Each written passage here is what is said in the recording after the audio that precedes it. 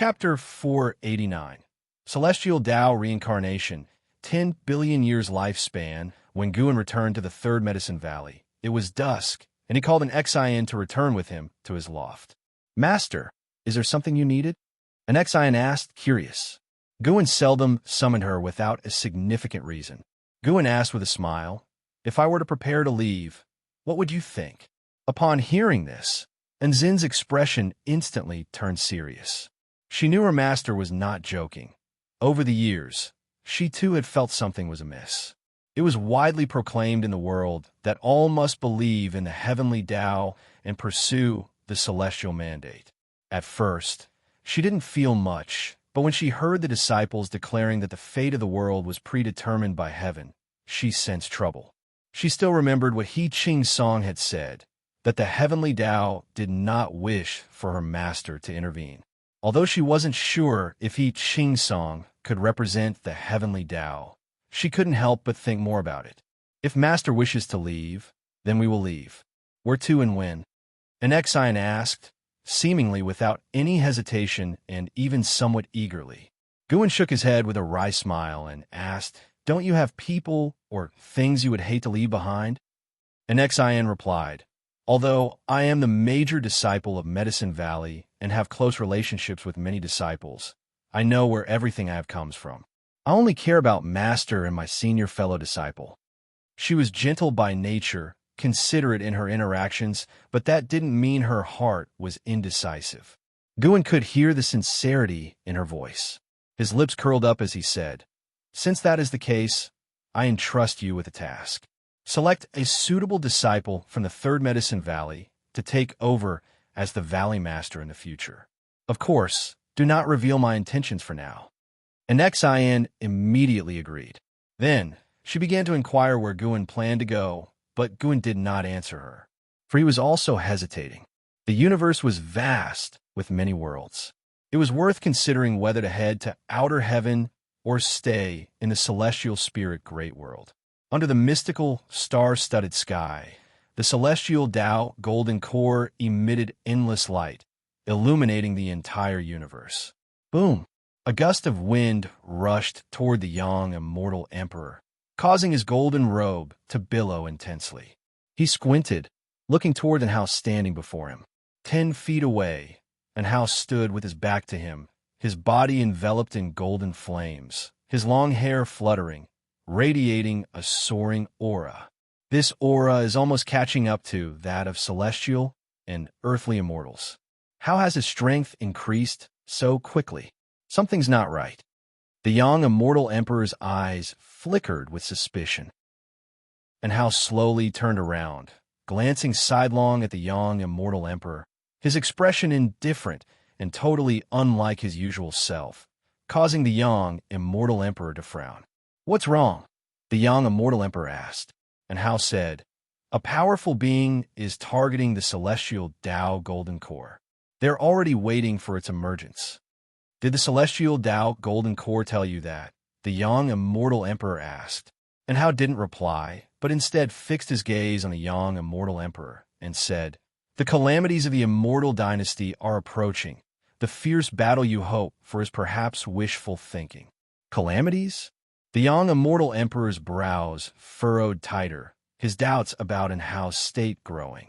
And Hao said solemnly, "Your Majesty, if the immortal dynasty faces the danger of annihilation, would you sacrifice yourself to save it?"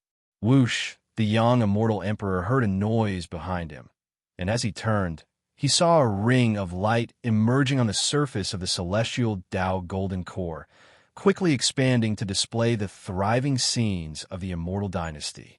As he watched, a hand descended from the sky, uprooting the continent where the immortal dynasty was located and moving it to outer heaven. Next, this hand crushed the entire immortal dynasty into dust, leaving nothing behind. The young immortal emperor's face turned grim as the scene within the ring of light vanished, leaving only a vague figure standing inside, seemingly waiting for him. The celestial spirit's archenemy has targeted this realm. Destroying the immortal dynasty is just the beginning. Next is the holy court. What will you do? This being surpasses even the free immortal. And Hao said, his tone indifferent, as if possessed by some supreme being. The young immortal emperor looked at him again and asked, "Who are you really?" And Hao's expression didn't change as he answered, "I am still in Hao, just that I've been tempered through the celestial Tao reincarnation over the years, making me different from before." Heavenly Tao reincarnation? I kept experiencing the destruction of the celestial spirit great world, where each time all beings were annihilated, the world shattered, and the heavenly Tao golden core was taken by a mysterious and powerful being. I kept changing the situation in the reincarnation, but the outcome was always the same. As long as the world shattered and the light of the heavenly Tao that enveloped the world dispersed, that mysterious being would make a move. And Hao said in a tone laced with inexplicable meaning, filled with sadness and resolution. Young Immortal Emperor was not startled, but looked deeply into his eyes and asked, "If that's the case, what good does my sacrifice do?" And Hao looked toward the heavenly Tao golden core and said, "The heavenly Tao golden core will grant you strength that surpasses that of the Zai immortals, but from then on, you will become a puppet to the heavenly Tao golden core. Your emotions will be erased. You will still be you, but there are many things you will no longer be able to do, and that is only if the transformation is successful." Young Immortal Emperor, with a smile curling the corners of his mouth, responded, "That sounds a lot like the celestial sect wandering the human world." He turned to look at the heavenly Tao golden core, and the figure within the halo gradually became clearer. It was another him, as though he were looking into a mirror. Flames sparkled in young Immortal Emperor's eyes, growing more intense. Years flew by. Another 200 years had passed. Third Medicine Valley. Ancient Sect stood in front of Gu An's loft, his face filled with complex emotions. An Xian, standing beside him, said, "Elder Gu, go back. If Master returns, I will inform you."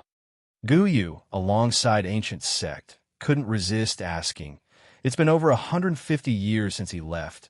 Why hasn't he returned? Could he truly be gone? The Qin family has already been punished and even expelled. Can't he let go of his grudges?" And Xian shook her head and replied, "It's unrelated to that. Master left because of something else.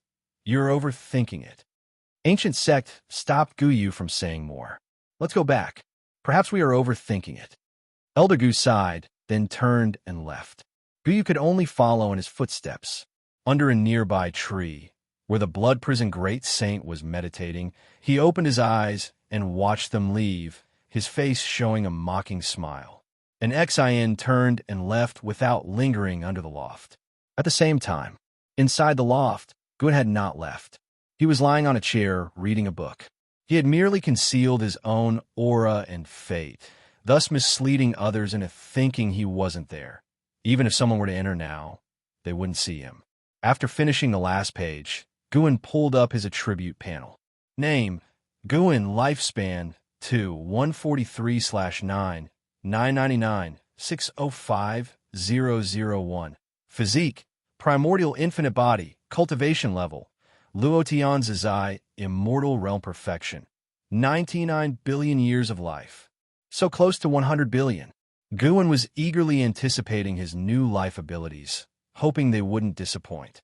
The reason he feigned departure early was to prepare for his breakthrough. The next breakthrough would surely shake heaven and earth, and he also wasn't sure if his journey to the land of reincarnation would alarm the celestial spirit great world, so he chose to hide himself in advance. Now, other than the celestial spirit god, no one should be aware that he was still there. He shifted and began to gaze into the distance. He sensed a formidable power approaching the celestial spirit great world. Taoist Zhang Zizai immortal.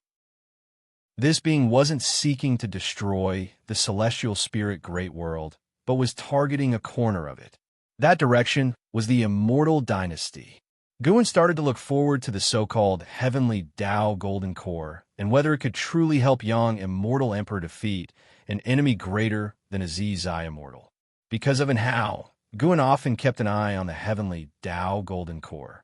Located in a special space, Guan was able to perceive it partly because he had secretly left a Tao Destruction Destiny seal on Anhao. He could feel the changes in Anhao, his celestial Tao destiny, far more intense than that of puppets like He Qing-song. Chapter 490. The Great Tao is boundless deep within the universe. Amidst the darkness, a purple rainbow sped along at an inconceivable speed, its target being the celestial spirit Great World.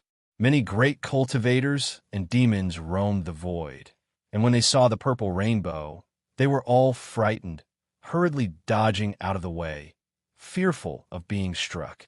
What is that? Such a terrifying aura. Could it be the existence of the 8th or 9th level of the Immortal Tao? The universe is indeed becoming more dangerous. It's not only the celestial spirit Great World, but other great worlds are also continuously facing calamities, and there are even some that have been swallowed by mysterious forces. I heard that too. It said that this power is called the Battle Court. We better find our disciples and avoid the tribulation, survive to the next era, and then we can turn our fortunes around. As cultivators and demons discussed, the purple rainbow drew closer and closer to the celestial spirit Great World. Inside the celestial spirit Great World, countless beings saw a purple meteor appear from the horizon, descending from the heavens towards the distance. Many mortal spirits even thought it was a lucky star descending, and they began to pray and make wishes. Before long, a thunderous roar reverberated through the world. On a hillside, Long Qing and Chun Chuan, who were practicing their skills, stopped and turned their heads simultaneously, seeing a purple glow on the horizon, desolate yet magnificent. Feeling the strong aura from afar, Chun Chuan frowned and asked, "Senior brother, what's happening?" Long Qing felt a palpitation that he hadn't felt in many years, inexplicably feeling as if a great disaster was about to strike. "I'm not sure. It could be another battle between great powers. We'll get used to it. There are always some areas in the world that are restless, but it won't affect us," Long Qing said, trying to reassure him.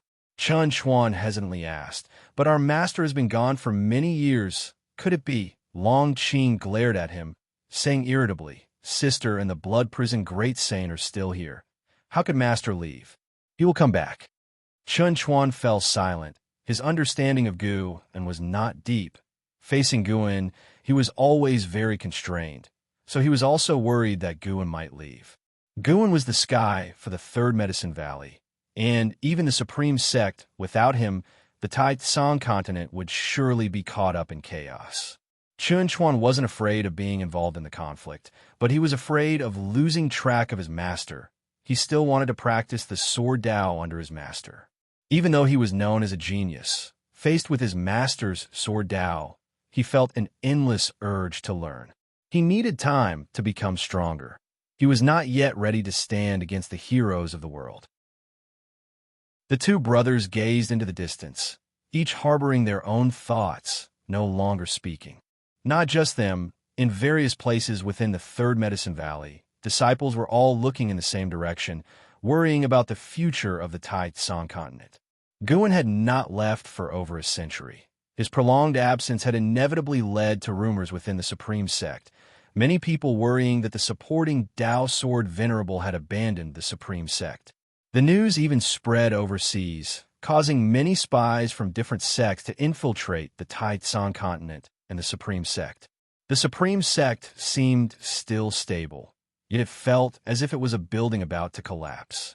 Inside the tower, Guan watched the battle, observing the Immortal Dynasty resisting that Taoist Xianxia, immortal from outer heaven.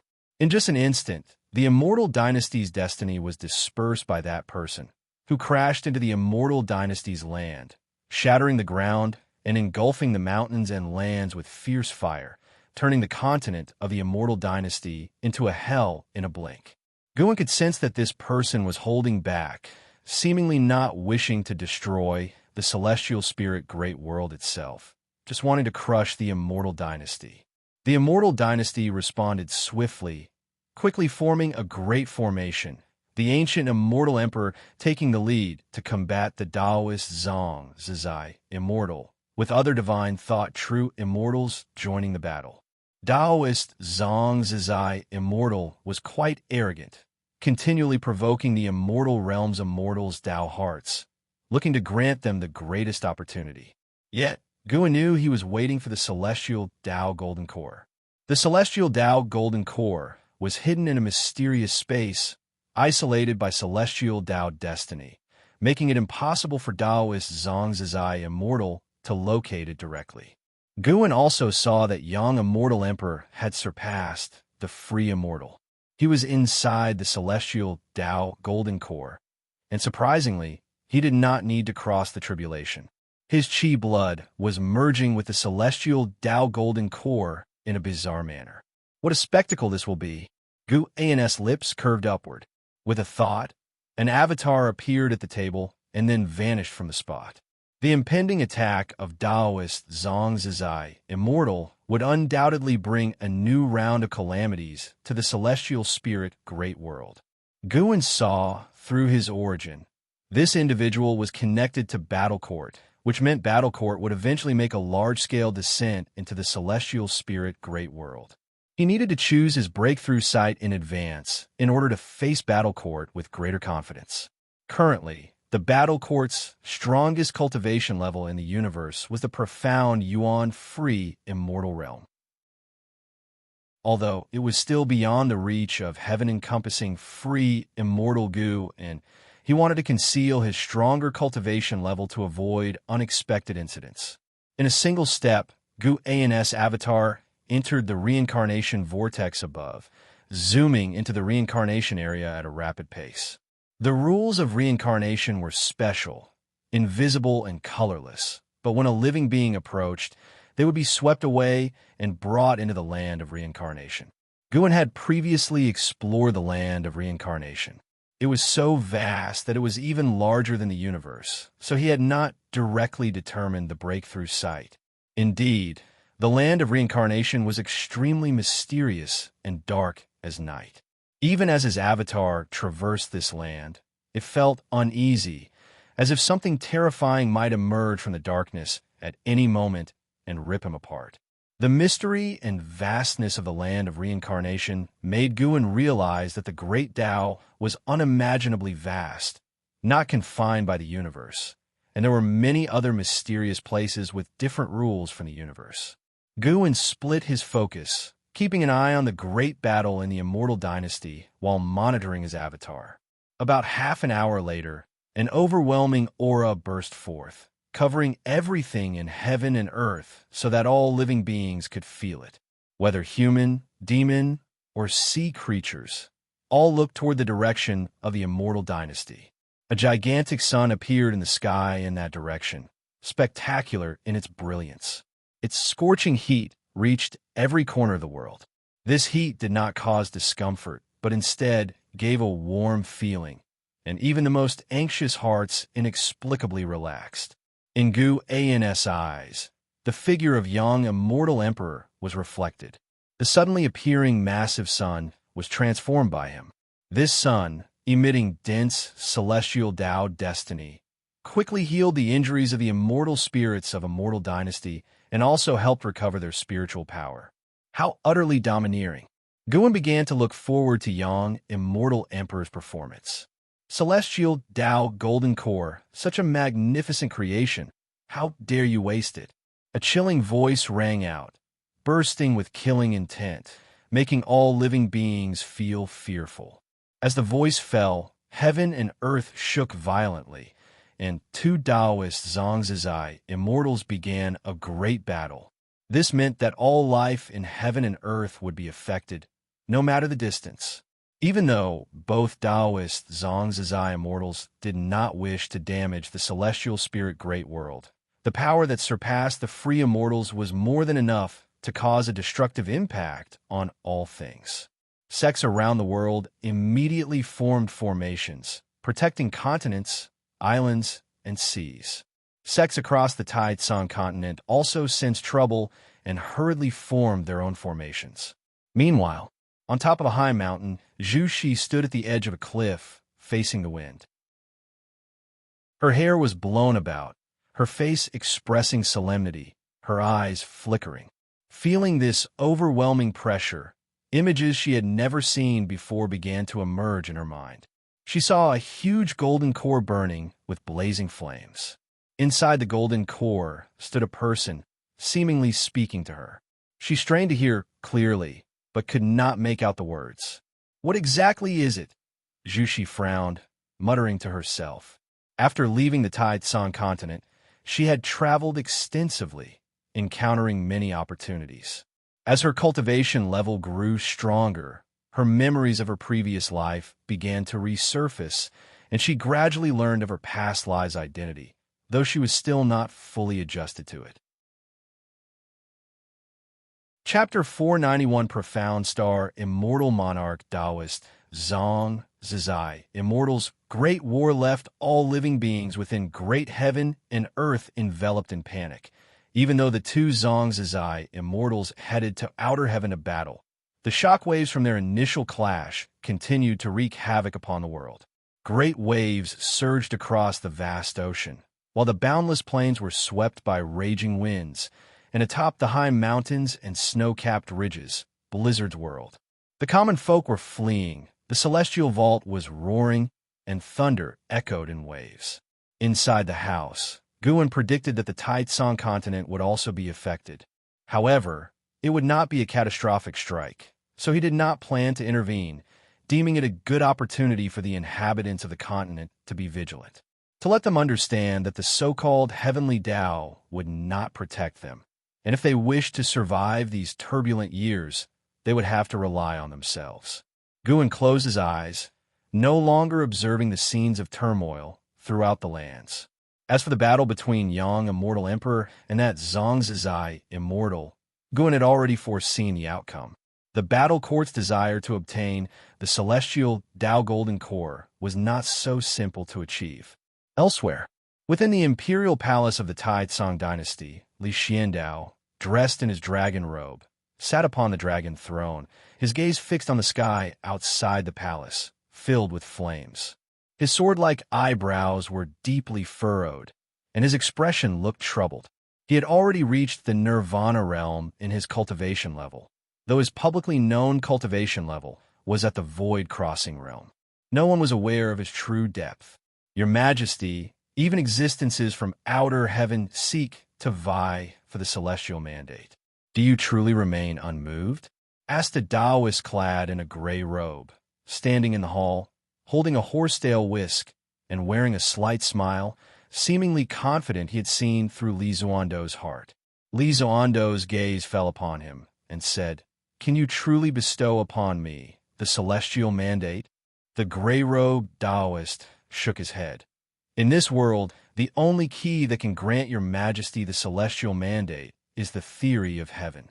However, the Zhu Luo sword monarch is far too powerful. No one can wrest the celestial mandate from his hands. Nevertheless, I can guide your Majesty onto the heavenly Tao, allowing the Taitsong imperial dynasty to become an existence blessed by the heavenly Tao." Li Xiandao narrowed his eyes and asked, "Oh, how will you assist me? And what must I sacrifice in return?" The gray-robed Taoist smiled and said, "I can help your Majesty establish destiny, harmonize the fate of the imperial dynasty, and all you need to do is make the people believe in the heavenly Tao." "Believe in the heavenly Tao? How so?" "Your Majesty only needs to have the people erect monuments and statues and pay homage to the Profound Star Immortal Monarch." "Profound Star Immortal Monarch?" Li Xiandao raised an eyebrow, his expression turning playful as he asked with interest, "Is this immortal monarch one of the celestial Tao immortal gods?" The gray-robed Taoist smiled and said, "Exactly. By believing in him, they will be under his divine protection and may even receive his power." Li Xiandao sneered, "Is that so? To convince me of his existence and to wager the fate of an entire nation, don't you think you should offer something more compelling?" The gray-robed Taoist did not panic. He stared at Li Xiandao and asked, "Your Majesty, do you wish for an immortal path, ultimate treasure?" Upon hearing this, Li Zuando's expression shifted slightly. An Immortal Path ultimate treasure was naturally very appealing to him. His Xianxia had relied on a pseudo-immortal Dao ultimate treasure to massively conquer enemies, and he too had envied it. The gray-robed Taoist raised his right hand, and a treasure sword intertwined with a golden dragon flew out from his palm, rapidly enlarging. This is the profound Star Emperor sword, even mightier than an Immortal Path ultimate treasure. With this sword, your Majesty would possess the power to prevail across the world. However, you must venerate the profound Star Immortal Monarch, for the Emperor's sword will sense your heart. After saying this, the gray-robed Taoist lifted his hand, sending the profound Star Emperor sword flying towards Li Xiandao. Snap! Li Xiandao grasped the profound Star Emperor's sword, and in that instant, his complexion changed as he felt an incomparable power coursing through him. This power made him feel capable of accomplishing many things. He looked at the Taoist in the gray robe and asked, "There are so many imperial dynasties in the world. Why choose me?" The gray-robed Taoist laughed and said, "It's very simple, because of the supporting Tao, Sword Venerable. He doesn't belong to the heavenly Tao, nor to the celestial spirit, Great World. He leads those around him away from the heavenly Tao. So I want to bring the Tai Tsong dynasty back to the heavenly Tao. Your Majesty needn't worry. The heavenly Tao won't make you confront the supporting Tao, Sword Venerable, nor does it want to oppose him, as long as the supporting Tao, Sword Venerable, doesn't interfere with the affairs of the heavenly Tao." Hearing him mention the supporting Tao, Sword Venerable, Li Xiandao couldn't help but have Gu An's image appear before his eyes, and his gaze grew complicated. Knowing that Gu An was the supporting Tao, Sword Venerable, his emotions remained unsettled for a long time. He originally thought he was the best at concealing his identity, but Gu An had opened his eyes to a whole new level. He had heard that Gu An had left the Third Medicine Valley more than 100 years ago, and he couldn't help but wonder, could it be related to the heavenly Tao? Even the powerful supporting Tao, Sword Venerable, didn't want to oppose the heavenly Tao. Li Xiandao fell into deep thought. He didn't grow more longing for the heavenly Tao, but instead was filled with wariness towards it. Gu An had managed to hide his identity for so many years, which showed that they were cut from the same cloth, and with Gu An's higher cultivation level, he would see more things. Gu An's distance from the heavenly Tao must surely have its reasons. The profound Star Emperor sword in his hand might just be too hot to handle. The gray-robed Taoist stood in the hall, quietly observing him, waiting for him to make a decision. "Your Majesty, don't let me down." The Taoist thought emotionlessly, confident that Li Xiandao would not refuse him. If he were to refuse, then he would have to act on behalf of Profound Star Immortal Monarch. A year passed, and spring yielded to summer. Gu An stood at the window, peering out over the continents of the world. Last year's cosmic calamity ended with the young immortal emperor's victory, thereby earning him immense fame as the second mighty individual to successfully ward off a powerful enemy from outer heaven, his name resonating throughout the world. That calamity had brought a wave of destruction to the Tai Tsong continent, but in the end, Li Xiandao managed to quell it with a single sword stroke, saving all living beings on the continent. After that, the Tai Tsong continent fell into an odd, tranquil state, and no great changes came upon the world. The young immortal emperor, having reached the level of Taoist Zhang Zizai Immortal, didn't directly march on the holy court. Instead, he chose to go into seclusion again. "Without my intervention, this continent can still remain peaceful. This shows that I can indeed let go," Gu An said with a smile, his voice light. Although Li Xiandao was somewhat compelled, the fact was that he truly protected the continent. Gu An believed that Li Xiandao would have a last laugh. Let the so-called Profound Star Immortal Monarch see that the power of mortals should not be underestimated, especially the ambition of mortals. Seeing that the weather was fine, Gu An turned around to his desk and reached for the spirit flower on it.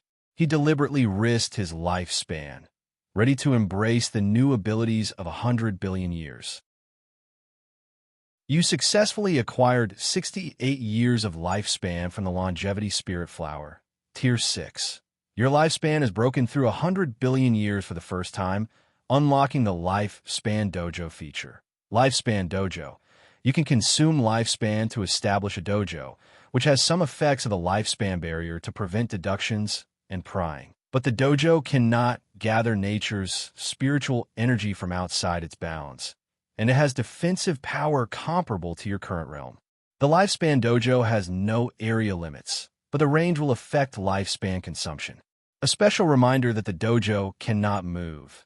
Every 10,000 years, you may choose to establish a new dojo, Lifespan Dojo. Guin's eyes lit up. This was good. The lifespan barrier had been a huge help, but he couldn't always keep it up due to the enormous lifespan consumption. Luckily, now there was the Lifespan Dojo. Chapter 492. Breakthrough to the perfection of the innate golden immortal realm. Guin did not immediately establish the Lifespan Dojo, but prepared to make a breakthrough first. This time, he did not plan to enhance his physique or cultivation technique, as he felt that his improvement in all areas was already significant. In these turbulent times, he could completely focus on pursuing an increase in cultivation level. Once the new era arrived and everything returned to peace, he would use the long years to improve in all aspects. Moreover, over the years, he had contemplated the Tao rules, continuously making progress, which might compensate for some gaps in lifespan evolution. Since his lifespan had reached 10 billion years, it was time to set off. Guin disappeared into thin air from inside the house, stepping directly into the reincarnation vortex and heading to the land of reincarnation. Because his avatar had explored many times, Guin walked decisively without glancing left or right. After passing through a dark area, he traversed a distance far beyond what a mortal spirit could imagine. Even a free immortal would need time and might not be able to cross the dense reincarnation rules. Looking around, it was still darkness, without a glimmer of daylight, but the fog symbolizing the yin and yang reincarnation appeared in front, indicating that Guin had arrived at the land of reincarnation. The land of reincarnation had no land. Looking down was an abyss, and looking up there was no ceiling. There were no directions here, no vitality. Anyone here would feel only endless solitude. Even though Guin's avatar had been here many times, he had never seen any other living beings. Fortunately, there was a special type of spiritual energy that could help him break through. With spiritual energy, powerful beings would surely be nurtured. It's just that Guin had not yet encountered any. After a long time, Guin landed on a gray lotus flower, which was 100 zhang tall. Looking around, these gray lotus flowers of varying sizes occupied the dark space, emanating a faint glow. These lotus flowers were not living things. Rather, they were condensed from the reincarnation rules, and their coverage was extremely wide, even comparable to the silent extinction domain beyond the celestial spirit great world. Because the lotus sea was vast and boundless, and had an even denser reincarnation spiritual chi, Guin chose this place for his breakthrough. The moment he landed, he activated the lifespan barrier. Although he didn't feel any mighty presence, he remained vigilant, acting as if there was a powerful being lurking in the shadows. He couldn't expose himself. Guin sat cross-legged, pulling up his attribute panel and looking at his entire 10 billion years of lifespan. His mood became pleasant. The last time the breakthrough took 20 million years per crossing the tribulation. This time, even if it reached 50 million years per crossing the tribulation, he could break through 200 times. He hoped it wouldn't be that exaggerated. Guin adjusted his mentality and immediately invested 10 billion years of lifespan into his cultivation level. He was even more generous than before. You have practiced chi absorption cultivation for 50 million years. You forcefully strike at the golden immortal Tao fruit realm with the great achievement of the great Tao great freedom as you wish Bible and begin crossing the tribulation. You did not endure the reincarnation top, Tao ultimate tribulation. Crossing the tribulation failed. You have practiced Qi absorption cultivation for 100 million years. You forcefully strike at the golden immortal Tao fruit realm with the great Tao great freedom as you wish Bible and begin crossing the tribulation. You did not endure the reincarnation top, Tao ultimate tribulation. Crossing the tribulation failed. It really is 50 million years per crossing the tribulation. Although Gu and had mentally prepared himself, seeing such a great consumption made his heart sink. One prompt after another fell. The 10 billion years of life span rapidly depleted. All failed. Guan continued to invest lifespan. Since he had not achieved success in his breakthrough, the lifespan numbers consumed by the lifespan barrier grew very slowly. Outside the barrier, the void remained silent. The gray lotus flowers were so mysterious and eerie, like countless souls floating there. After a while, Guan saw that he had only 30 billion years of lifespan left and could not help but take a deep breath. Something wasn't quite right. Could it be that he was destined to fail this time? Guan didn't believe in bad luck. He planned to leave himself 5 billion years of lifespan. If he still couldn't break through by then, he would have to give up. You have practiced Qi absorption cultivation for 50 million years. You forcefully strike at the golden immortal Tao fruit realm with the great achievement of the great Tao great freedom as you wish Bible and begin crossing the tribulation. You endured the reincarnation top Tao ultimate tribulation. Crossing the tribulation succeeded. Your Tao fruit transformed into the golden immortal Tao fruit. Your cultivation level broke through to the early stage of the innate golden immortal realm. You have practiced Qi absorption cultivation for 100 million years. Your cultivation level grows. You have practiced Qi absorption cultivation for 500 million years. Your cultivation level breaks through to the middle stage of the innate golden immortal realm. You have practiced Qi absorption cultivation for 1 billion years. Your cultivation level breaks through to the late stage of the innate golden immortal realm. Innate golden immortal realm. Gu An's face revealed joy, as he had finally broken through successfully. Continued to ascend. The lifespan barrier began to vibrate, and terrifying, vast reincarnation spiritual Qi surged towards Guan. In an instant, the lotus sea outside began to sway.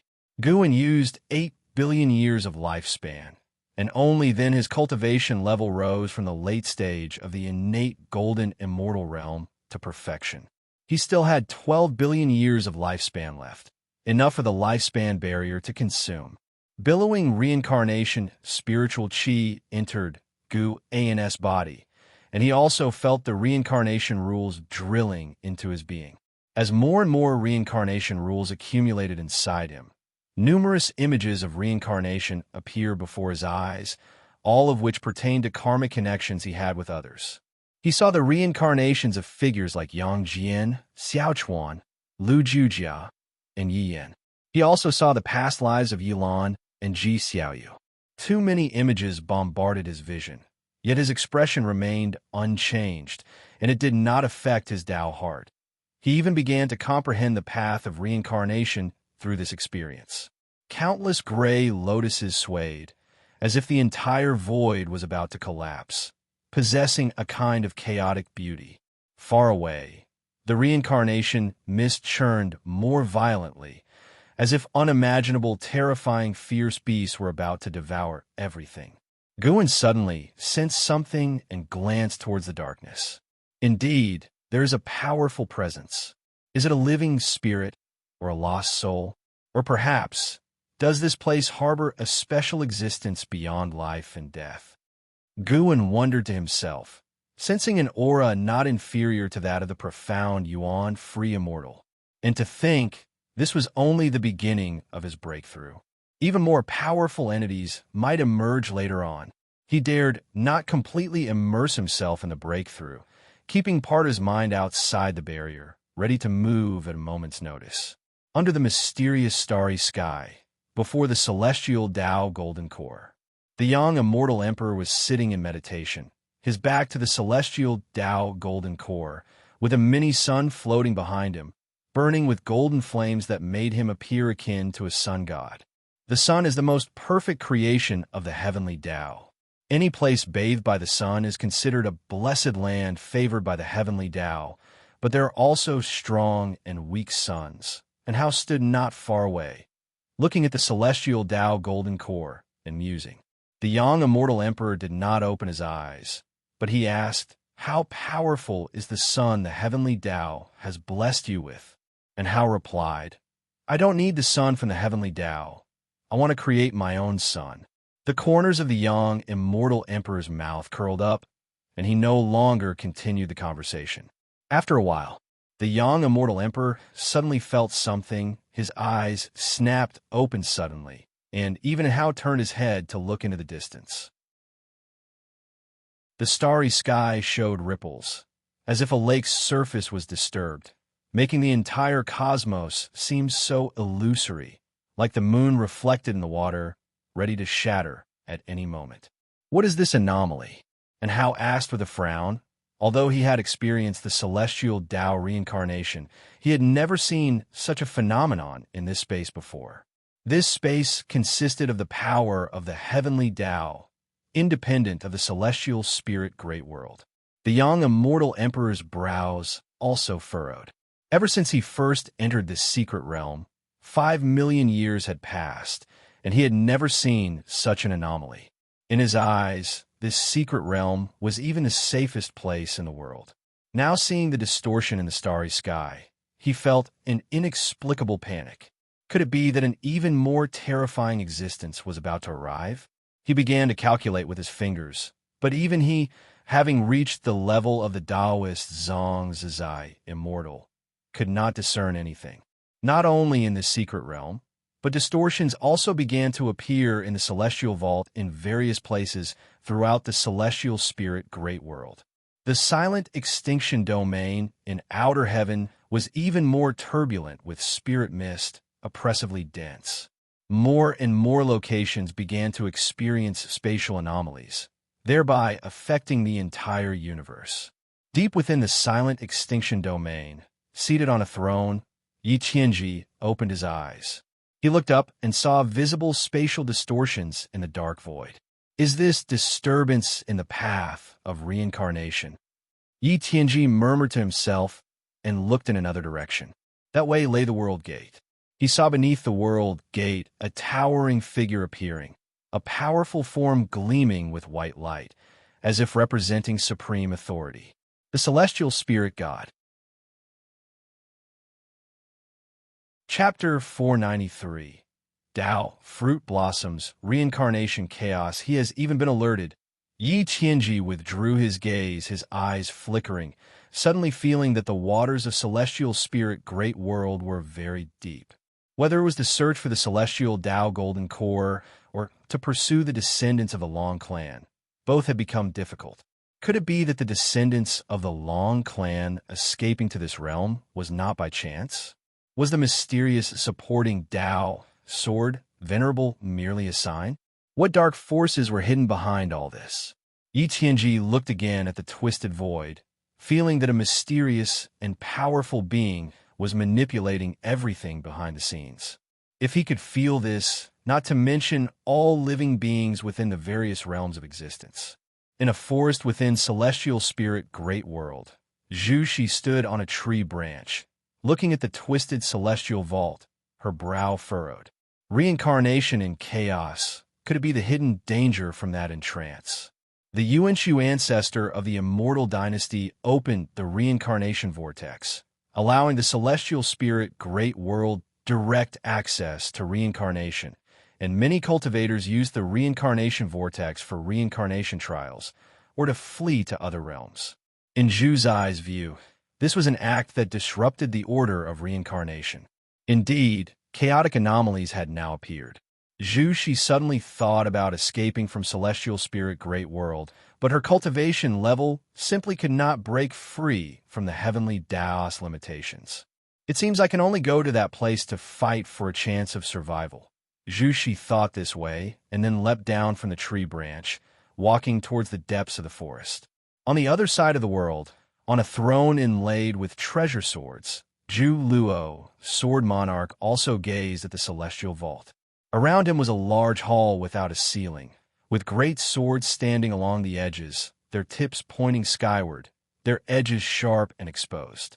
Looking at the ceaselessly twisting celestial vault, Zhu Luo, sword monarch, also sensed that the reincarnation rules were in flux, which made his gaze fall on the reincarnation vortex. What exactly is happening there? Zhu Luo, sword monarch, felt puzzled. He then lowered his head, looking at the 8 existing treatises on heavenly Tao floating before him. He was just one treatise away from obtaining the true immortal inheritance. Originally, he was not in a hurry and wanted to enjoy the process. But now, with anomalies appearing in reincarnation, he worried that his cultivation level would not withstand future situations, especially since he had heard that the supporting Tao Sword Venerable had left the Supreme Sect over 100 years ago. If supporting Tao Sword Venerable had indeed fled Celestial Spirit Great World, he could not afford to be careless. Zhu Luo, sword monarch, pondered for a moment and immediately stood up. With a wave of his right hand, he gathered the 8 treatises on heavenly Tao into his sleeve, then vanished from the spot. While all living beings were anxious about the anomalies in the celestial vault, this was just the beginning. When the nature's spiritual energy began to descend, the beings were about to face true panic.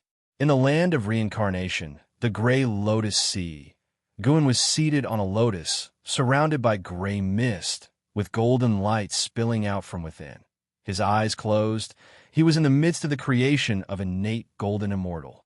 The top of his Tao fruit had cracked open, and a bud was growing out, while the golden light around him was the light of a golden immortal, and the gray mist was the innate chi condensed from spiritual energy and the Tao rules. Upon closer observation, one could see his entire person slowly shrinking. It was an indescribable state of profound mystery. His cultivation level was soaring, striking towards a higher realm. Above his head emerged a chi sea, continuously expanding and annihilating.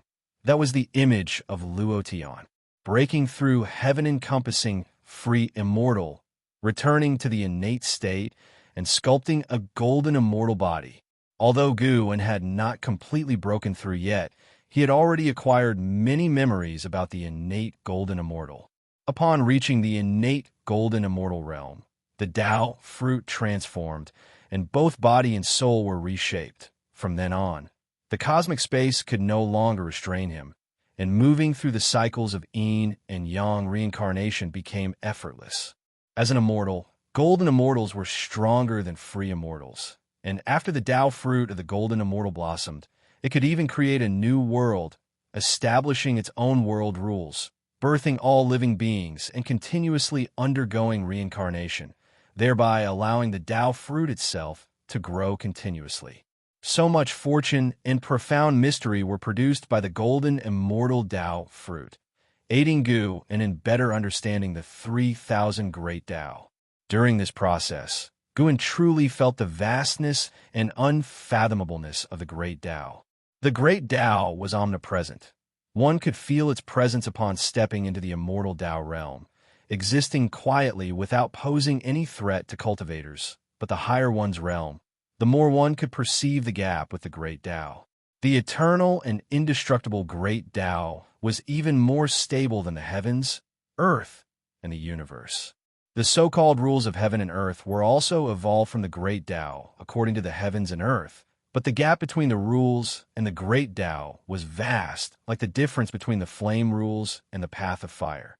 Though they seemed identical, they were fundamentally different. When Guan was immersed in creation, a pair of dark red eyes appeared in the darkness, swirling with reincarnation spirit mist, followed by an immensely huge dragon head. This dragon head was pitch black, with blood-red horns and floating whiskers that dispersed the spirit mist, covering 1,000,000 gray lotuses just by poking its head out. The 100-meter lotus beneath Guan appeared minuscule in front of this dragon head. He sensed the appearance of the dragon head, opened his eyes, and his eyes shot out golden light, which did not pass beyond the lifespan barrier. The dragon head swept over the top of Guan's head, followed by an immensely shocking dragon body. This dragon body was actually a murky yellow river, thousands of miles wide and with an immeasurable length. Looking at the yellow river, Guan could not help but think of the netherworld from the Wuxia mythology. Heaven encompassing, free, immortal. Guan thought silently. He sensed that this dragon's cultivation level was comparable to that of the heaven-encompassing free immortal, yet its aura was different. When he sent out lifespan detection, he received no response. This indicated that this dragon was not a living creature and might even lack its own will, but merely possessed a powerful aura. Eventually, the yellow river black dragon disappeared at the other end of the Lotus Sea. Guan did not ponder deeply and continued to experience the mysteries of the innate golden immortal. As he absorbed more and more reincarnation, spiritual chi, and reincarnation rules, the anomalies in the land of reincarnation intensified. Gradually, Guan condensed into a golden core. The innate chi around him dispersed, leaving only the light of the golden immortal. The golden core he transformed into a small and trembled slightly. Boom! Suddenly, a huge booming sound appeared above, as rolling spirit mist surged past, flowing unstoppably. Within that spirit mist were countless departed souls, both human and demon. They moved so fast that without careful observation, one could not see the departed souls inside. Countless departed souls converged into a vast sea, sweeping away as if to split the entire land of reincarnation. A golden light drove away the darkness, and a golden Buddha appeared, sitting on a golden lotus, advancing through the sea of departed souls. He was so majestic, not inferior in momentum to the previous Yellow River Black Dragon, and even possessed an additional aura of sanctity. This golden Buddha did not linger, but followed the sea of souls into the darkness and disappeared. Afterward, continuously powerful existences swept across the Lotus Sea. Fortunately, no one attacked the Lotus Sea. Time swiftly passed. The golden core transformed by Gu and trembled more violently until cracks appeared on its top, and a new sprout emerged, quickly growing and causing the cracks on the golden core to expand. Chapter 494. Tao Fruit World Golden Core sprouted. The cracks at its top continued to expand, and the newly born bud grew rapidly as the reincarnation spiritual chi around it began to pour into the fissures of the golden core, forming a vortex of airflow. Once the bud had grown to a certain stage, it began to bloom. At the same time, the golden core beneath it suddenly shattered, and Gu An's body appeared, naked and pristine, resembling the most perfect creation in the world. His form began to grow larger as he transformed from his original physique. The Tao fruit within him bloomed as well, evolving into a golden, immortal Tao fruit, signifying a successful breakthrough. From this point, he had become an early-stage being of the innate golden immortal realm. His mana transformed into innate magical power, vast like the boundless primordial waters at the dawn of chaos. The phenomenon caused by the lifespan barrier reached another stage, affecting all the heavens and myriad realms, with the spiritual energy of many worlds sinking and the Tao rules of outer heaven twisting. The major forces of various worlds began to act, investigating the cause or preparing to flee. Chaos. This was the scene playing out in many parts of the great heaven and earth. Even the supreme sect in the celestial spirit great world was thrown into disarray, with LV Batian even leading people into the third Medicine Valley, seeking to find Gu An's whereabouts. They hoped an Xian could contact Guan, and if not, at least reveal to them the truth behind the heavenly phenomenon to put them at ease. Regrettably, an Xian knew nothing, and after much maneuvering, LV Batian and the others could only leave with heavy hearts. Long Qing came to Nzin's side, looking together in the direction of LV Batian and the others leaving, and asked, "Senior sister, is Master really going to leave Supreme Sect?" This time Gu An's departure had been so long that even the disciples within the Third Medicine Valley began to worry he would leave the Supreme Sect. An Xian looked toward Longqing and asked with a smile, "If Master were to leave, how would you choose?" "Of course I would follow. What other choice could there be?" Longqing answered without hesitation. An Xian followed up, "If you follow Master, you will never be able to enter the mortal world for the rest of your life. You can only cultivate in a place isolated from the world. Would you be willing to do that?" Longqing fell silent. An Xian said, "You can cultivate diligently now because you wish to achieve a higher cultivation level, but if you attain it, could you remain as focused? Don't rush your answer. I'm talking about a lifetime, countless years." Longqing opened his mouth, but no words came out. In one's life, isn't the purpose of cultivating to enjoy a better life? To him, life meant integrating with society or with the immortal cultivation realm. At this moment, other disciples in the valley were discussing their futures. If their master truly left, what path should they take? It was a matter they had to consider. The celestial vault above was still distorting, occasionally showing unusual rainbows, and the earth's spiritual chi continued to sink, causing the ground to tremble slightly. The tense atmosphere between heaven and earth was still intensifying. It was unknown how much time had passed. Naked, Guan slowly opened his eyes and instinctively pulled up the consumption page of the lifespan barrier, only to find that he had expended 500 million years of lifespan. His cultivation level had reached the middle stage of the innate golden immortal realm. He still had nearly 700 million years of lifespan left. The next breakthrough, wouldn't the consumption of the lifespan barrier amount to several billion years of lifespan? Guan felt a sense of awe in his heart, but he did not feel any regret, as he had already reached a very high realm. How many beings spend their entire lives unable to reach the Zai immortal realm, let alone cross the Dao fruit realm? Guan continued to wait for his cultivation level to increase. He had gained a certain understanding of innate golden immortal. As the Dao fruit blossomed, the great divine power nurtured in it, the longevity true words, underwent a transformation, and according to his plan, it engendered even more mysteries. As for the world cultivated by the Dao fruit of the golden immortal, it must be studied further. And whether his own world planted with medicinal herbs could seize lifespan was unknown to him. The world nurtured by the Dao fruit was intrinsically a part of him. There was no seizing lifespan from oneself for oneself. Moreover, this world could not directly bring external objects into it and required a lengthy evolution, not an instant formation. The world of a golden immortal could be illusory or real. If it could not increase his lifespan, he would not allow the golden immortal world to become reality, but keep it for cultivation of the great Tao. Guan looked up and saw, in the depths of the darkness, another colossal entity, its aura on par with a perfected profound yuan-free immortal.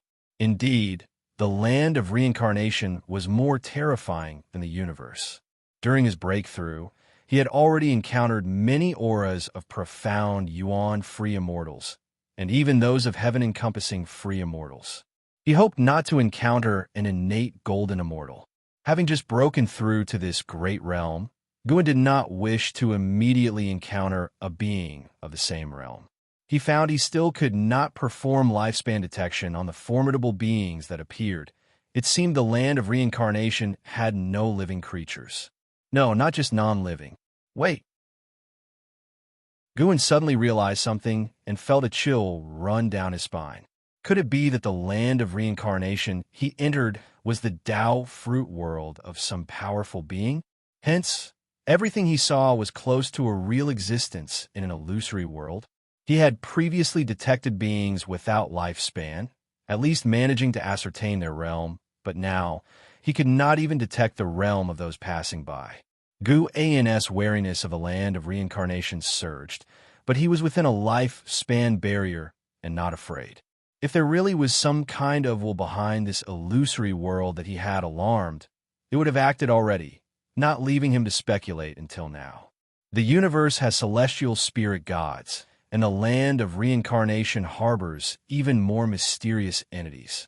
All things considered, the celestial spirit great world is safer. Guin thought to himself, deciding that he would still establish his life-span dojo in the celestial spirit great world, just not in the supreme sect. He planned to hide again in the secular world, waiting for an era to pass. Given the current cosmic situation, a battle court invasion was inevitable, which might even alarm the celestial spirit gods. Guin didn't want to expose himself or be seen as a thorn in the side of these powerful beings.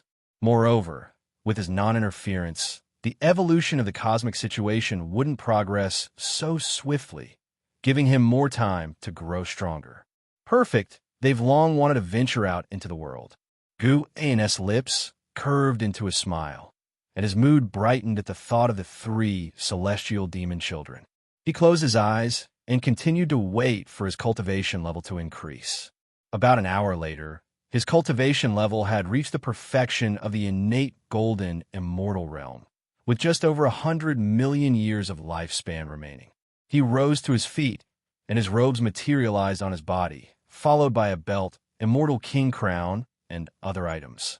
After dressing himself, while the reincarnation phenomenon was still present, he stepped forward and directly entered the reincarnation vortex. With another step, he landed within the mountains and rivers of the celestial spirit great world. Standing on a cliff, he faced the wind, then raised his arms, basking in the earth's spiritual chi breeze. The celestial vault was still distorting, and the wind existed because of the sinking spiritual energy. Yet he, the one who caused all these phenomena, had finished his breakthrough as if it was all unrelated to him. Having become an innate golden immortal, the celestial spirit great world seemed small to him. He could pay attention to all things simultaneously, and if he willed it, the rate of all things' evolution before his eyes could dramatically slow down. He exercised his limbs for a while, then turned to descend the mountain. The reason for coming to these mountains was their remoteness from the immortal dynasty and holy court. Lying on the edge of the celestial spirit great world and comparatively peaceful relative to other areas. There was even a town not more than 10 miles away, and within a radius of 1,000,000 miles, the level of immortal cultivation was low, without a single being of the immortal Tao realm or demon. Most importantly, a person from his past had reincarnated here. After entering the forest, the phenomena began to subside. The chirping of insects in the woods gradually resumed, and sunlight filtered through the leaves to the ground, forming patches of light.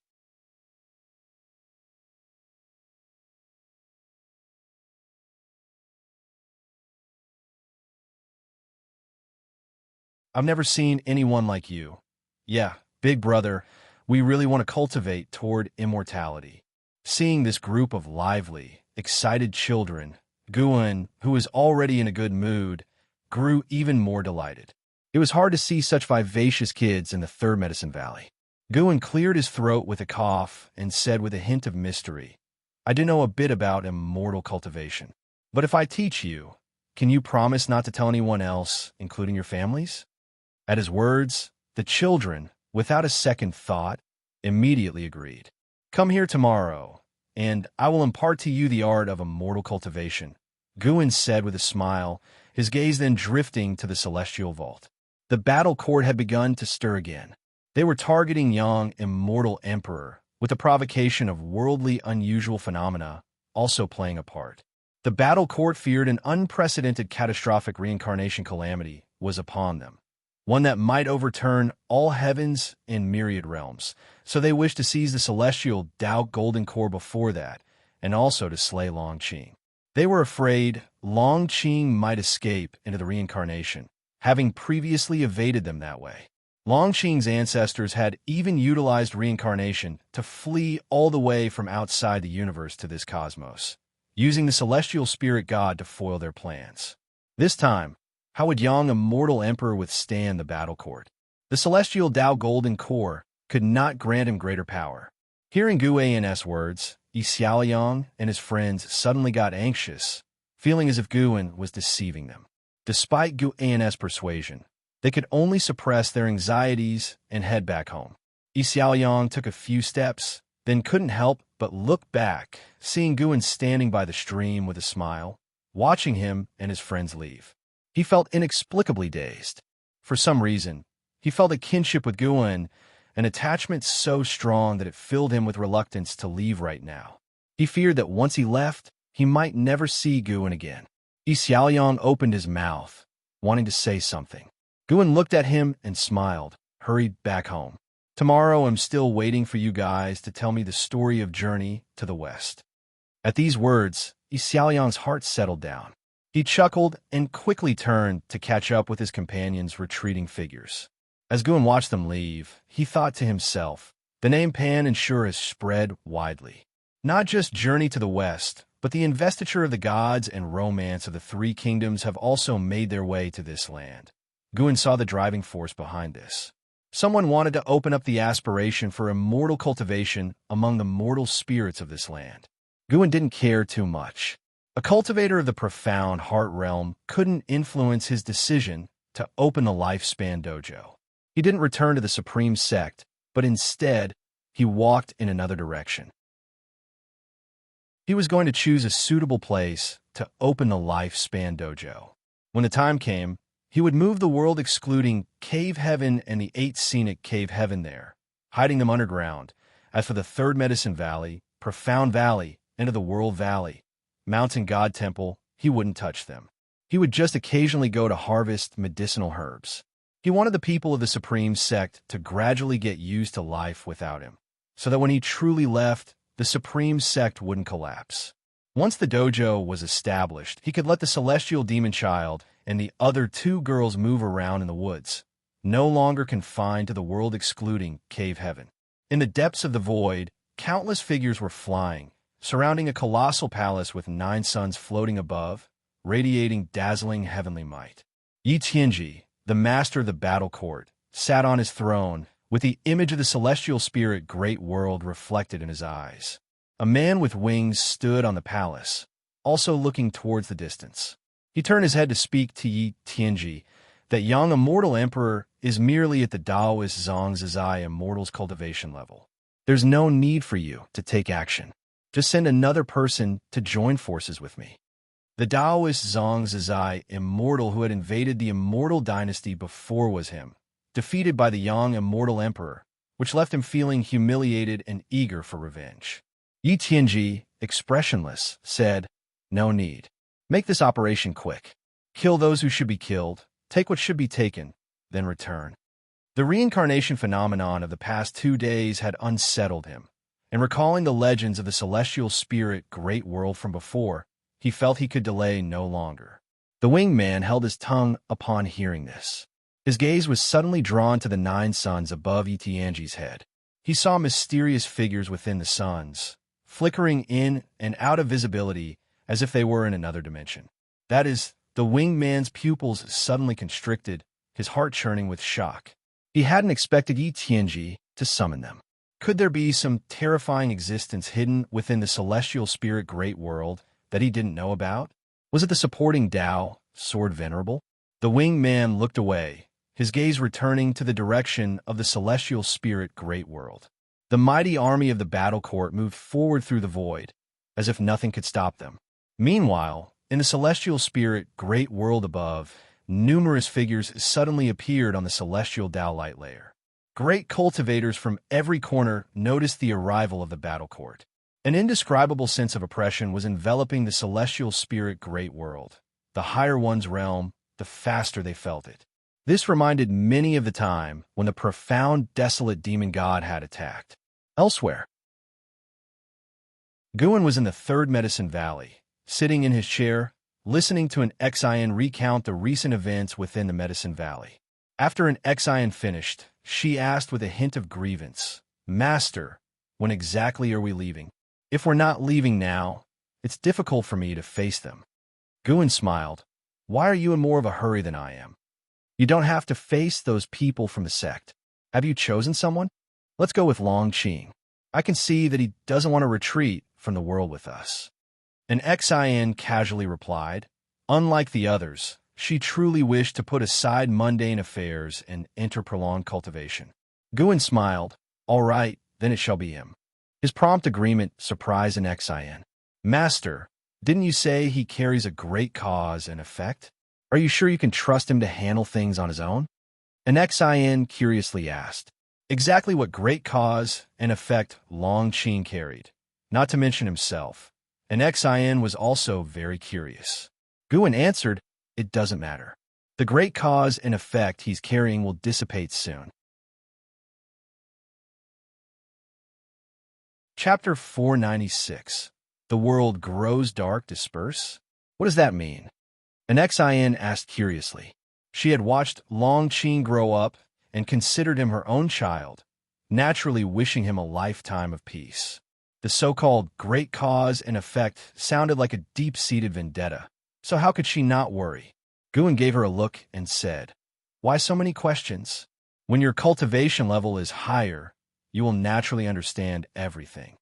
An Xian pouted and said, isn't that why I'm waiting for you to take me away? Once we find a quiet place, they'll seclude myself for 1,000 years, 10,000 years. When I emerge, I will surely be an enlightened master. In her perception, 10,000 years was an incredibly long time. She believed that if she cultivated for 10,000 years in the human world, she would definitely be considered a powerful being. Guan didn't discourage her, but instead said, let Long Qin prepare. An Xian nodded, raised her hand in a salute, and then turned to leave. Although she was very close to Guan and often bickered with him, she never forgot the proper courtesies when needed. An Xian left the house, closed the door behind her, and then walked down the stairs. A female disciple passing by asked curiously, Big sister, the master isn't here. What are you doing going up there? An Xian replied, even though master isn't here, I still have to manage things. We can't let the master return to find the house full of dust. The female disciple felt that made sense. She stepped forward, linked arms with an Xian, and began to sigh, wondering when the master would return. An Xian casually comforted her, and the two walked off into the distance. The third medicine valley was still bustling, the disciples busy with their own tasks, unaware that a disaster was about to strike. As time passed, more and more beings felt the terrifying pressure from the battle court. When the disciples of the third medicine valley felt the pressure from the battle court, chaos had already erupted across the world. Most living beings did not know where the pressure was coming from and felt only fear.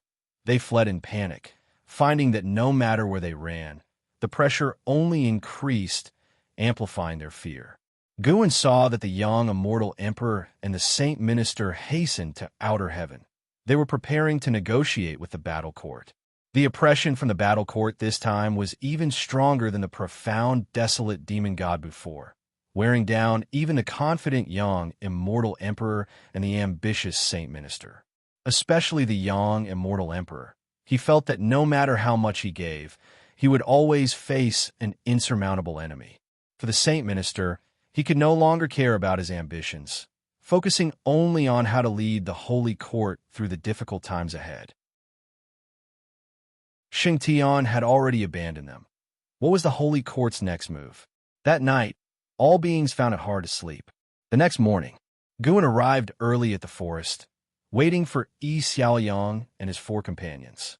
He sat on a rock by a small stream, looking up at outer heaven, where the young immortal emperor and the saint minister faced the profound yuan-free immortal in a grand hall. The negotiation appeared to be going poorly.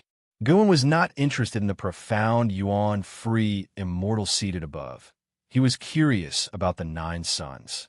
The 9 suns hid 9 profound yuan-free immortals, the suns acting like some sort of gateway, the spaces connected originating from other universes.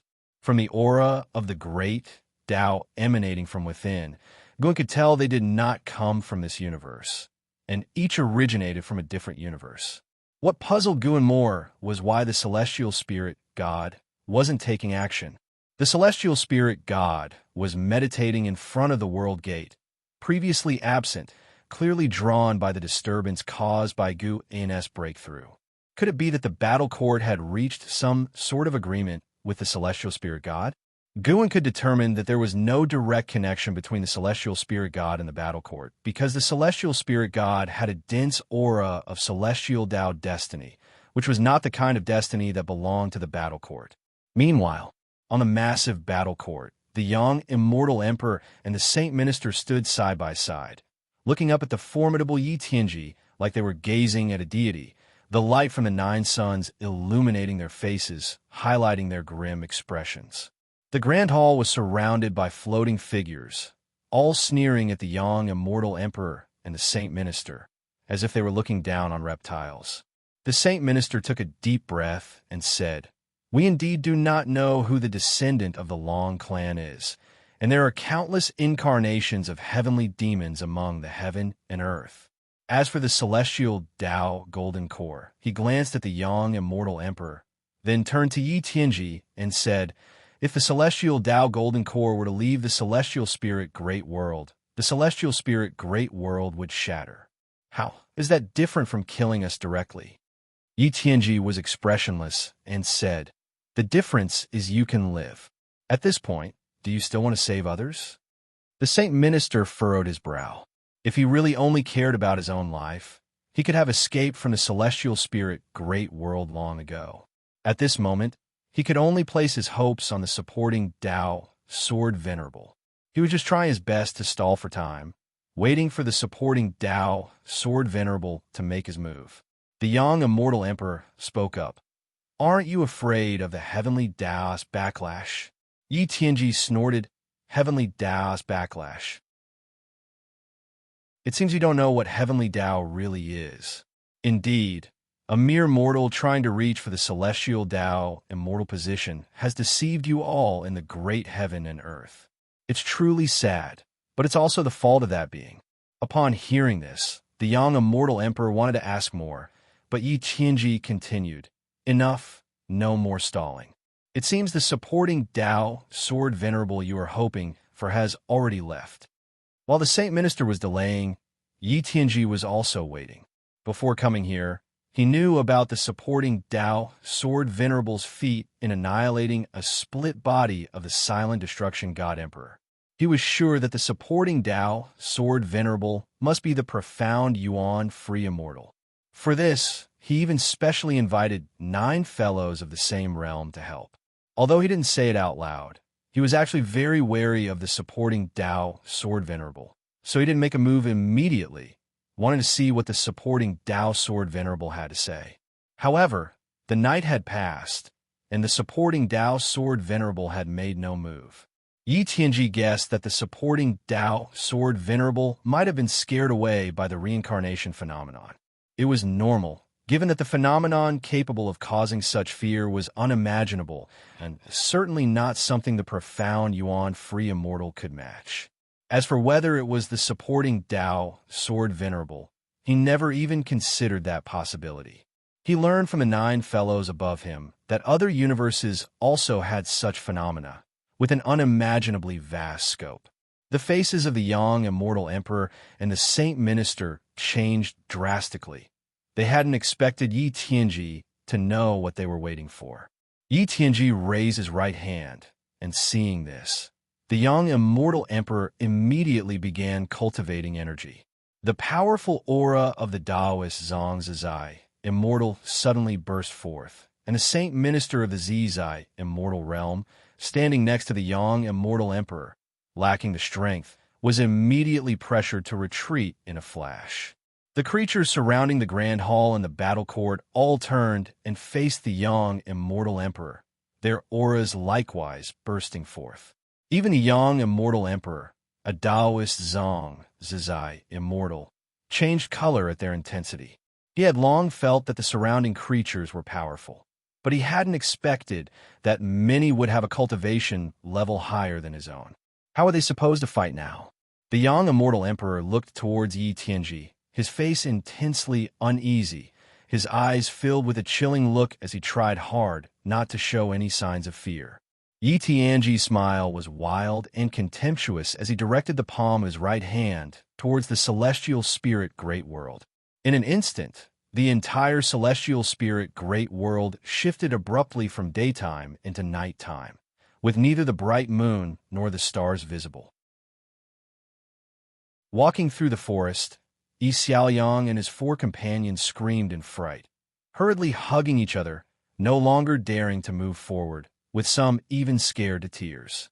The cultivators and demons, standing on the celestial Tao light layer, were utterly horrified.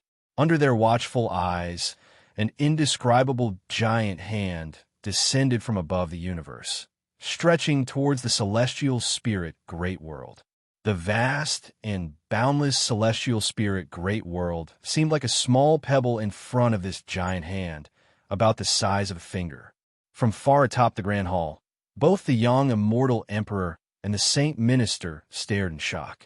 The descendant of the Long clan, it's time to awaken.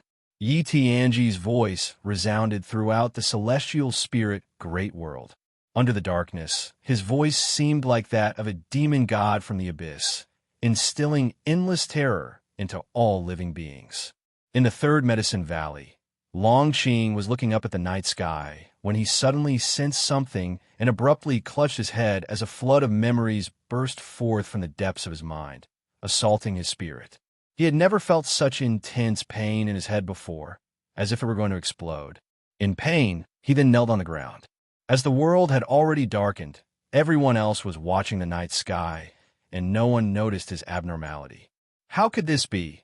Longqing gritted his teeth and murmured to himself, struggling as he saw himself fighting and slaughtering across a realm filled with the blood of all living beings, his world tinged with red.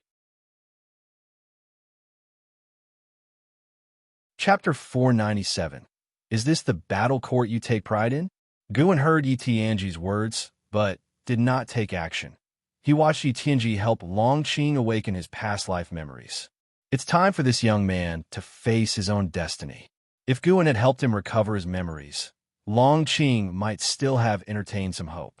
Now that Yi was helping him awaken the memories, Longqing realized just how heavy the causality he bore was. Guan couldn't take care of Longqing forever. Longqing was already over 1,000 years old. It was time to face his destiny. The fate of the Long clan, though tragic, was also wrought with many evil deeds. Their downfall was lamentable, yet seemed only natural. Of course, there were good people in the Long clan, but because of Long Zhan, the clan was prone to producing violent individuals. Just like Longqing, Guan could see that in his past life, Longqing had also committed evils. Guan defended Longqing from the battle court as a favor for Long Zhan. Moreover, since the battle court was no good either, destroying it would mean Guan was thoroughly erasing the causality left by Long Zhan. The battle court was created by Long Zhan, and Longqing was his only descendant. Guan felt it necessary to reverse this bad karma. Besides, if he did not intervene, the celestial spirit great world would probably not withstand the battle court's assault, which was not something he wanted to see. Guan looked up at the night sky, his divine sense locking onto Yi Tianji as he examined the deeper causality of the battle court. The battle court that had descended upon the celestial spirit great world was merely a branch, just as the silent destruction God Emperor before it. The real battle court was being blocked outside the world gate. If Guan were to destroy this branch of the battle court, then it would mean a fight to the death with the real battle court. To this, he was not afraid. What he dreaded was only the group of immortal gods, not the battle court. The causes that arise from me shall be eradicated by me. Guan looked at the night sky, thinking so, his face as calm as ever. In the void, atop a grand palace, the young immortal emperor and the saint minister trembled as they looked at the terrifying giant hand above the celestial spirit great world. They had no will to fight in the face of such a hand, only a sense of despair. Even though the young immortal emperor had glimpsed such a vision in the celestial Tao golden core, when he saw it for real, he was chilled to the bone. How vast was the celestial spirit great world! Yet it seemed insignificant before this colossal hand. The young immortal emperor turned his head, looking at Yi Tianji, and with gritted teeth asked, "Who exactly are you all? And from where have you come? If you want us dead, can you at least let us die in the know?" Yi Tianji's right hand was half raised. Upon closer examination, his hand's shape was identical to the giant hand above the celestial spirit great world, intensifying the pressure on the young, immortal emperor. Facing the young, immortal emperor's inquiry, Yi Tianji sneered, Then I shall satisfy your curiosity. We come from the battle court. My name is Yi Tianji, and I possess the power to discern heavenly secrets.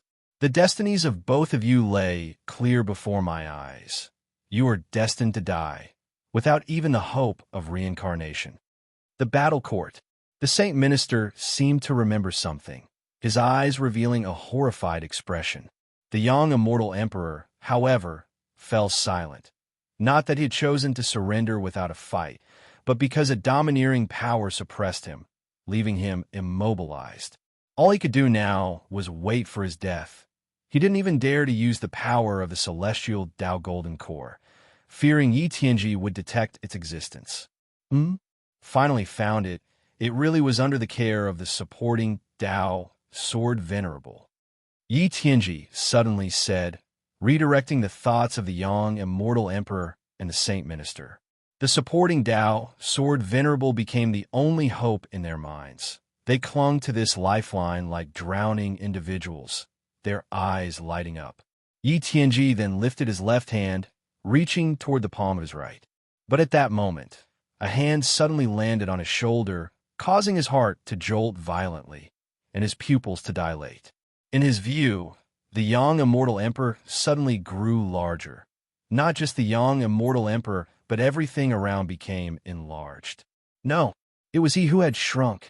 His gaze drifted sideways unconsciously, and from the corner of his eye, he saw a figure shrouded in a dark purple demonic chi. It was this figure's hand pressing down on his shoulder, shrinking him to the size of a mortal.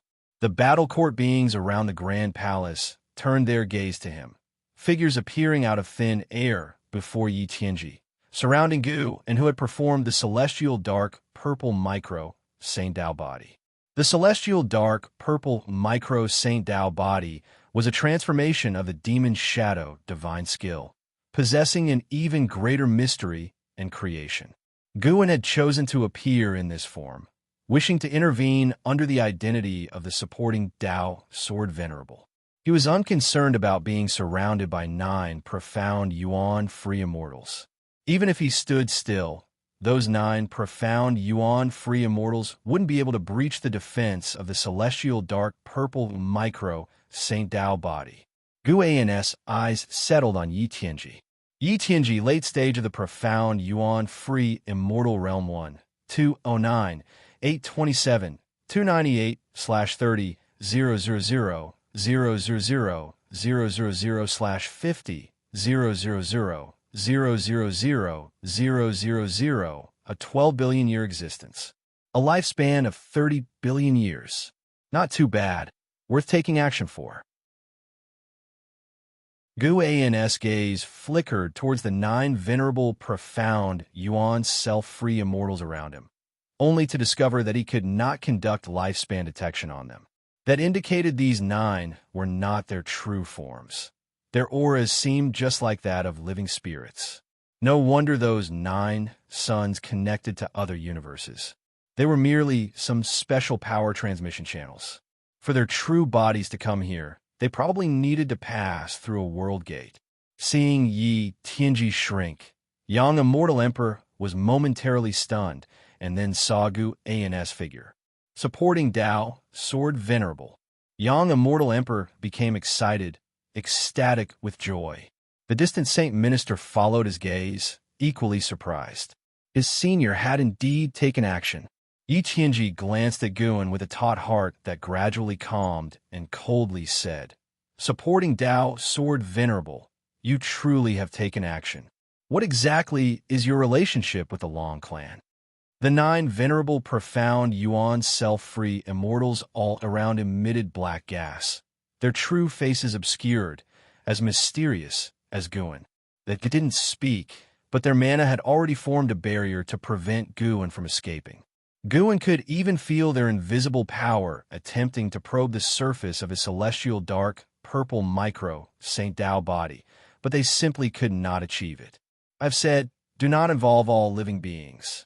No matter who you are, no matter where you come from, Guan's voice sounded, hoarse and ice-cold, with utmost killing intent that brought Yi Tianji's recently stabilized emotions of terror surging back. Yi Tianji felt the same as young Immortal Emperor. Unable to move, mana nearly solidified inside. How could this be? Could it be that he has surpassed the profound Yuan self-free immortal realm? Yi Tianji suddenly sensed danger. He had estimated Gu and to the highest degree, yet Guan was even more powerful than he had anticipated. What brought profound Yuan self-free immortal to this shattered great thousand world? Yi Tianji couldn't understand, and at the same time, he felt Gu and had no relation to the Long clan. The Long clan did not possess such a powerful being. If they did, how could they end up in such a plight? In an instant, he thought of many possibilities, even considering Gu as an enemy of the battle court. Fellow Taoist, do you truly wish to oppose the battle court? With such cultivation level, hidden in the shattered great thousand world, for what reason? The descendants of the Long clan aren't worth your concealment here. Could it be that you came for the celestial Tao golden core? Laughable, for the sake of all living beings? If all living beings aren't here, why the pretense? The surrounding 9 venerable, profound, Yuan self-free immortals spoke in succession, their tones full of hostility. In their view, Guan did not come to protect all living beings, but purely aimed to interfere with the actions of the battle court. Guan slowly raised his head, looking down upon them. Boom! A golden light burst forth from within him, in an instant scattering the 9 venerable, profound Yuan self-free immortals. Tao protecting divine essence. And he had unleashed it with the full force of the perfected profound Yuan self-free immortal realm. Enough to disperse these not true form beings. The black gas exploded, drifting in front of Yi Tianji, whose pupils suddenly shrank, his face revealing disbelief. The battle court powerhouses around the Grand Hall were also scared, retreating en masse, distancing themselves from the Grand Hall, including the man with double wings who had previously battled with young Immortal Emperor, not daring to get close. Guan looked down, gazing at Yi Tianji, and said, "Is this what you're proud of? Your battle court?" Yi Tianji, enveloped by fear that penetrated his Tao heart, opened his mouth to speak when a terrifying karmic force came from all around, instantly annihilating him. Physical form annihilated, soul and spirit scattered. Even his karma wiped clean. The entire void fell silent at once. Young Immortal Emperor, looking up at Guan standing high, was dumbstruck, his body trembling nonstop. The Saint Minister was equally shaken. When Yi Tianji's oppressive force suddenly vanished, he collapsed to the ground, his gaze fixed upon Guan, as if a mortal spirit looked up to a god. Chapter 498. Sword Against Sword. The time-transcending struggle of Sword Tao. You have successfully seized 2,809,837,622 years of lifespan from Yi Tianji, profound Yuan-free immortal, late stage. Looking at the prompt before him, Gu An's mood improved, and he looked up. The warriors from the battle court maintained their distance, staring incredulously at the Grand Temple. Yi Tianji had vanished directly under Gu An's hand, making it feel surreal for them. In their minds, Yi Tianji was so powerful. How could he have died so easily? It wasn't until the giant hand above the celestial spirit great world suddenly dissipated that the warriors of the battle court snapped back to reality. Our Lord has fallen. How is that possible? Who is he exactly? And those divine envoys to bad news. Run. It can't be. Absolutely impossible. The battle court exploded into chaos, with many warriors promptly fleeing. Gu An's right foot shifted slightly, and in an instant, several warriors from the battle court burst apart, turning in a mist of blood that spread across the void. Since he was taking action, how could he not earn some more lifespan? However, he wouldn't kill all these creatures from the battle court. Doing so would seem like a vendetta. He wanted to continue maintaining the image of someone acting on behalf of all beings of the celestial spirit great world. Randomly selecting a few creatures from the battle court to eliminate was an unfortunate fate that befell them. One prompt after another appeared before Guin, making his mood even more delightful. Protecting all living beings while profiting himself. How could he not be pleased? Yang, Immortal Emperor, and Saint Minister still stood in place, despondent as the warriors of their battle court were so easily defeated in front of supporting Dao Sword Venerable. They felt both excitement and despair. They thought about their own ambitions and previous schemes, and suddenly felt how ridiculous their past selves were. At the same time, they admired supporting Dao Sword Venerable even more. Possessing such strength yet still interacting gently with them demonstrated a powerful attitude of kindness towards the weaker. Soon, the void fell into silence again. Guin felt many powerful divine senses sweep across but quickly withdraw. This battle eventually did alarm some beings of great power in the depths of the universe. Yet no one dared provoke Guin. They even regretted their curiosity, fearing being targeted by Guin. Without interacting with Yang, Immortal Emperor, and the other, Guin soared up, collecting 9 suns into the palm of his hand, and then headed towards the depths of the universe. The creatures of the celestial spirit great world returned to daylight, and as the oppressive terror enveloping the world vanished, they began to communicate, discussing what exactly had happened. Even without clear understanding of the events, they felt like they had narrowly escaped a disaster. Long Qing was still kneeling on the ground, holding his head with both hands, gasping heavily in extreme agony. Eventually, people noticed his condition and gathered around. Even an Xian was drawn over. Watching supporting Dao Sword Venerable disappear into the depths of the universe, Saint Minister approached Yang, Immortal Emperor, frowning. Has he left? Yang, Immortal Emperor glanced at him, asking, "Why do you say that?" Supreme Sect is widely spreading that supporting Dao Sword Venerable is leaving them.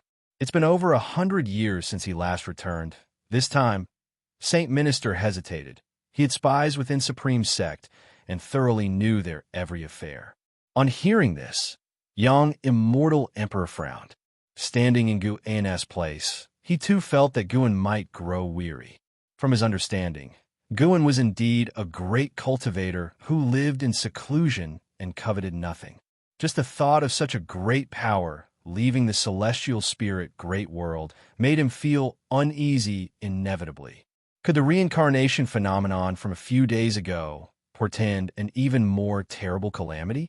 Both Yang, Immortal Emperor, and Saint Minister fell into silence while the grand temple of the battle court completely submerged into darkness, losing all light. In the darkness, Saint Minister mournfully said, "Regardless of whether he leaves or not, his deeds today must be known to all. That so-called heavenly Tao has never helped us. Only he has shouldered everything." Even though Yang, Immortal Emperor, endowed with the celestial Tao Golden Core power, harbored no fondness for the so-called heavenly Tao, he replied, "I think so too. Even if it does not return, even if we eventually face the end, at least while we are alive, we should be grateful to him." In the dark void, Guin stepped forward, toying with 9 golden pearls in his hand. These were the previous 9 suns, encapsulated with an abundance of power of the great Tao. He was washing away the causality within them. His journey deep into the universe was not to deliberately mislead the too young Immortal Emperor, but for other reasons. He halted his stride and said, "You've been watching for a long time. Isn't it time to show yourself?" As his words fell, a silver-blue sword chi appeared through the thick heavenly Tao mist ahead, swiftly transforming into a human figure. This was a man dressed in a blue Taoist robe, with hair white as frost, a crown atop his head resembling a sword scabbard, his back against the darkness, emitting an ancient and vicissitudinous aura. His gaze was exceedingly sharp, standing there like an eternal divine sword, immortal through the ages. Sword God, early stage of heaven encompassing free immortal realm 0/0/0/0. Age, current lifespan, and maximum lifespan all 0. Either it's a flesh and blood avatar or not a living being, similar in nature to divine exotic ghost king, bereft of lifespan and freedom, bound to some formidable power in exchange for eternal life. Guan stared at the sword god, feeling somewhat sentimental. This sword god was precisely Xianxia's disciple, Yang Pingan. Compared to the Yang Pingan of reincarnation memories, this sword god was more vicissitudinous, radiating a twilight aura, yet his sword intent in his eyes was stronger than what Guan remembered of him. In a sense, Yang Pingan had surpassed Xianxia, who died only as a profound yuan-free immortal. Xianxia, a 300,000-year-old profound yuan-free immortal. Thinking back, his talent was terrifying to the extreme, even without relying on evolved lifespan. Not to mention Celestial Spirit God. The sword god Yang Pingan was the first heaven-encompassing free immortal Gu and had encountered. Guan had earlier sensed Yang Pingan's sword chi, albeit fleetingly. Re-encountering his former disciple in a past life, Guan's feelings were complex. The sword god raised his right hand, using his finger as a sword chi spilling from the tip. He stared at Guan and said, "Your sword Dao is strong, the opponent I've been seeking." Guan, maintaining his celestial dark, purple micro Saint Dao body, the sword god, unable to see his expression, confusedly asked, "Opponent, I traversed the great thousand world, seeking strong sword Dao practitioners, all to achieve the strongest sword Dao, and you are qualified to be my opponent." The sword god's tone was devoid of emotion, but as his words concluded, a vast sword intent enveloped the void. Guan distinctly felt the celestial spirit god beneath the world gate open its eyes, staring at them. The previous commotion at the battle court failed to attract the celestial spirit god, but the sword god's sword intent did stir immortal enough to prove the sword god's might. Such domineering sword intent. Guan raised his right hand, and the celestial star sword granted by Li Ye appeared in his grasp.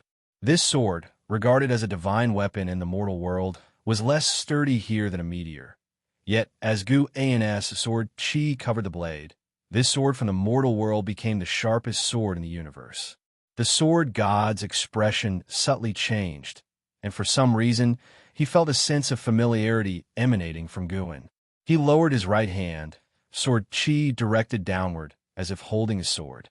The void dimmed, the great Dao mist surged, their confrontation causing fluctuations in the space.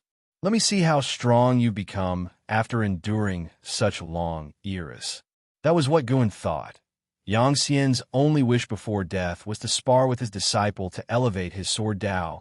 Unfortunately, the celestial spirit god hadn't given him the chance. "You remind me of someone from the past. I will not hold back." The sword god spoke, his sword intent suddenly erupting. The surrounding great Dao mist was instantly obliterated, absolute darkness threatening to engulf them, yet unable to swallow their sword light. Sword against sword, this was a confrontation of sword Dao across the ages.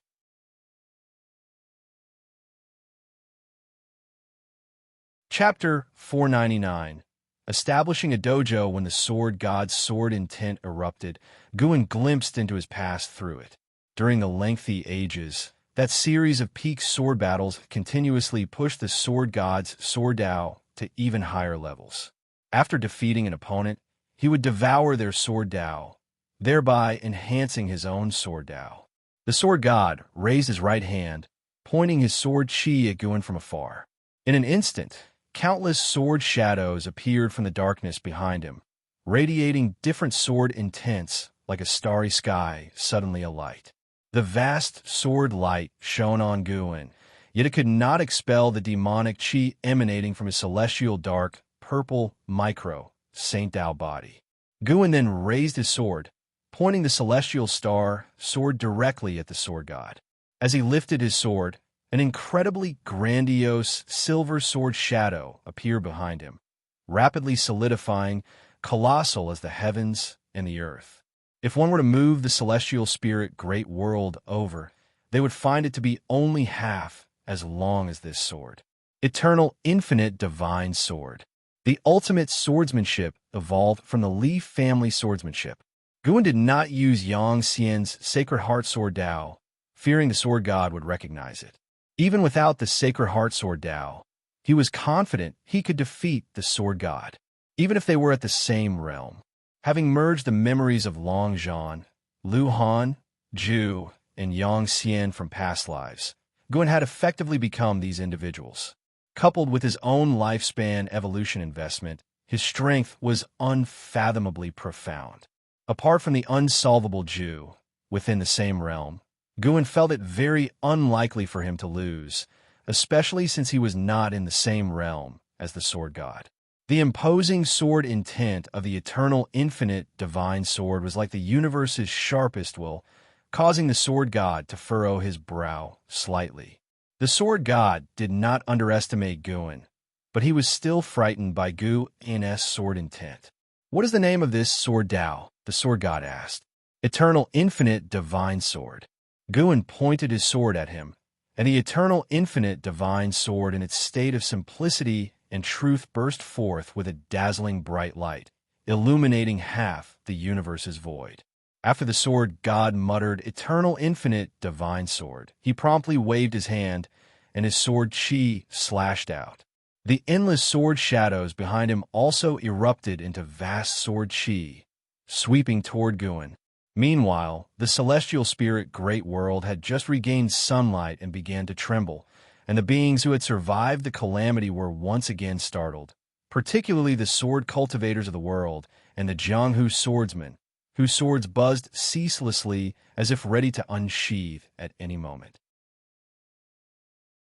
Zhu Luo, sword monarch, who was pondering the theory of heaven, looked up in disbelief. "What a domineering sword Dao! And there are actually two," he murmured to himself.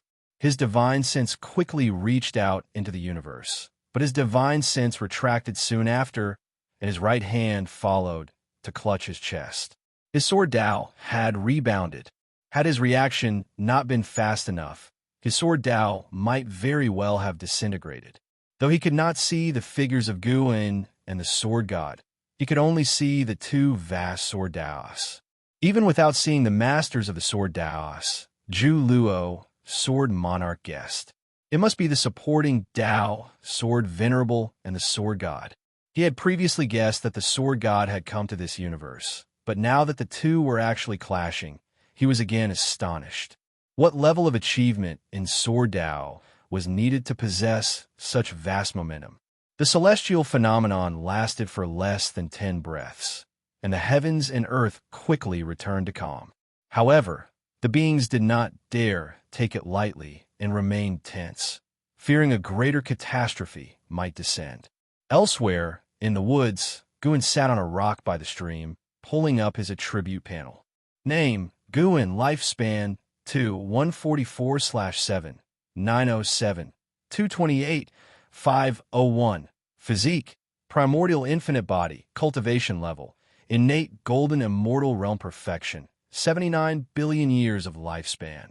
Before today, his lifespan had only been 1 billion years, and now it had soared by 78 billion years in one breath. Thanks to the battle court, Guan felt grateful in his heart. It was still through killing enemies that lifespan came quickly. Before, he had accumulated a lifespan of 100 billion years, which had taken him so many years. However, he was just thinking about it and would not go on a killing spree as a result. The lessons from lifespan reincarnation were already abundant. The reason he could grow steadily to this day was that he had concealed his ability to seize lifespan. He even suspected that Silent Destruction God Emperor was so obsessed with the Long clan precisely because Long Zhan grew stronger through slaughter.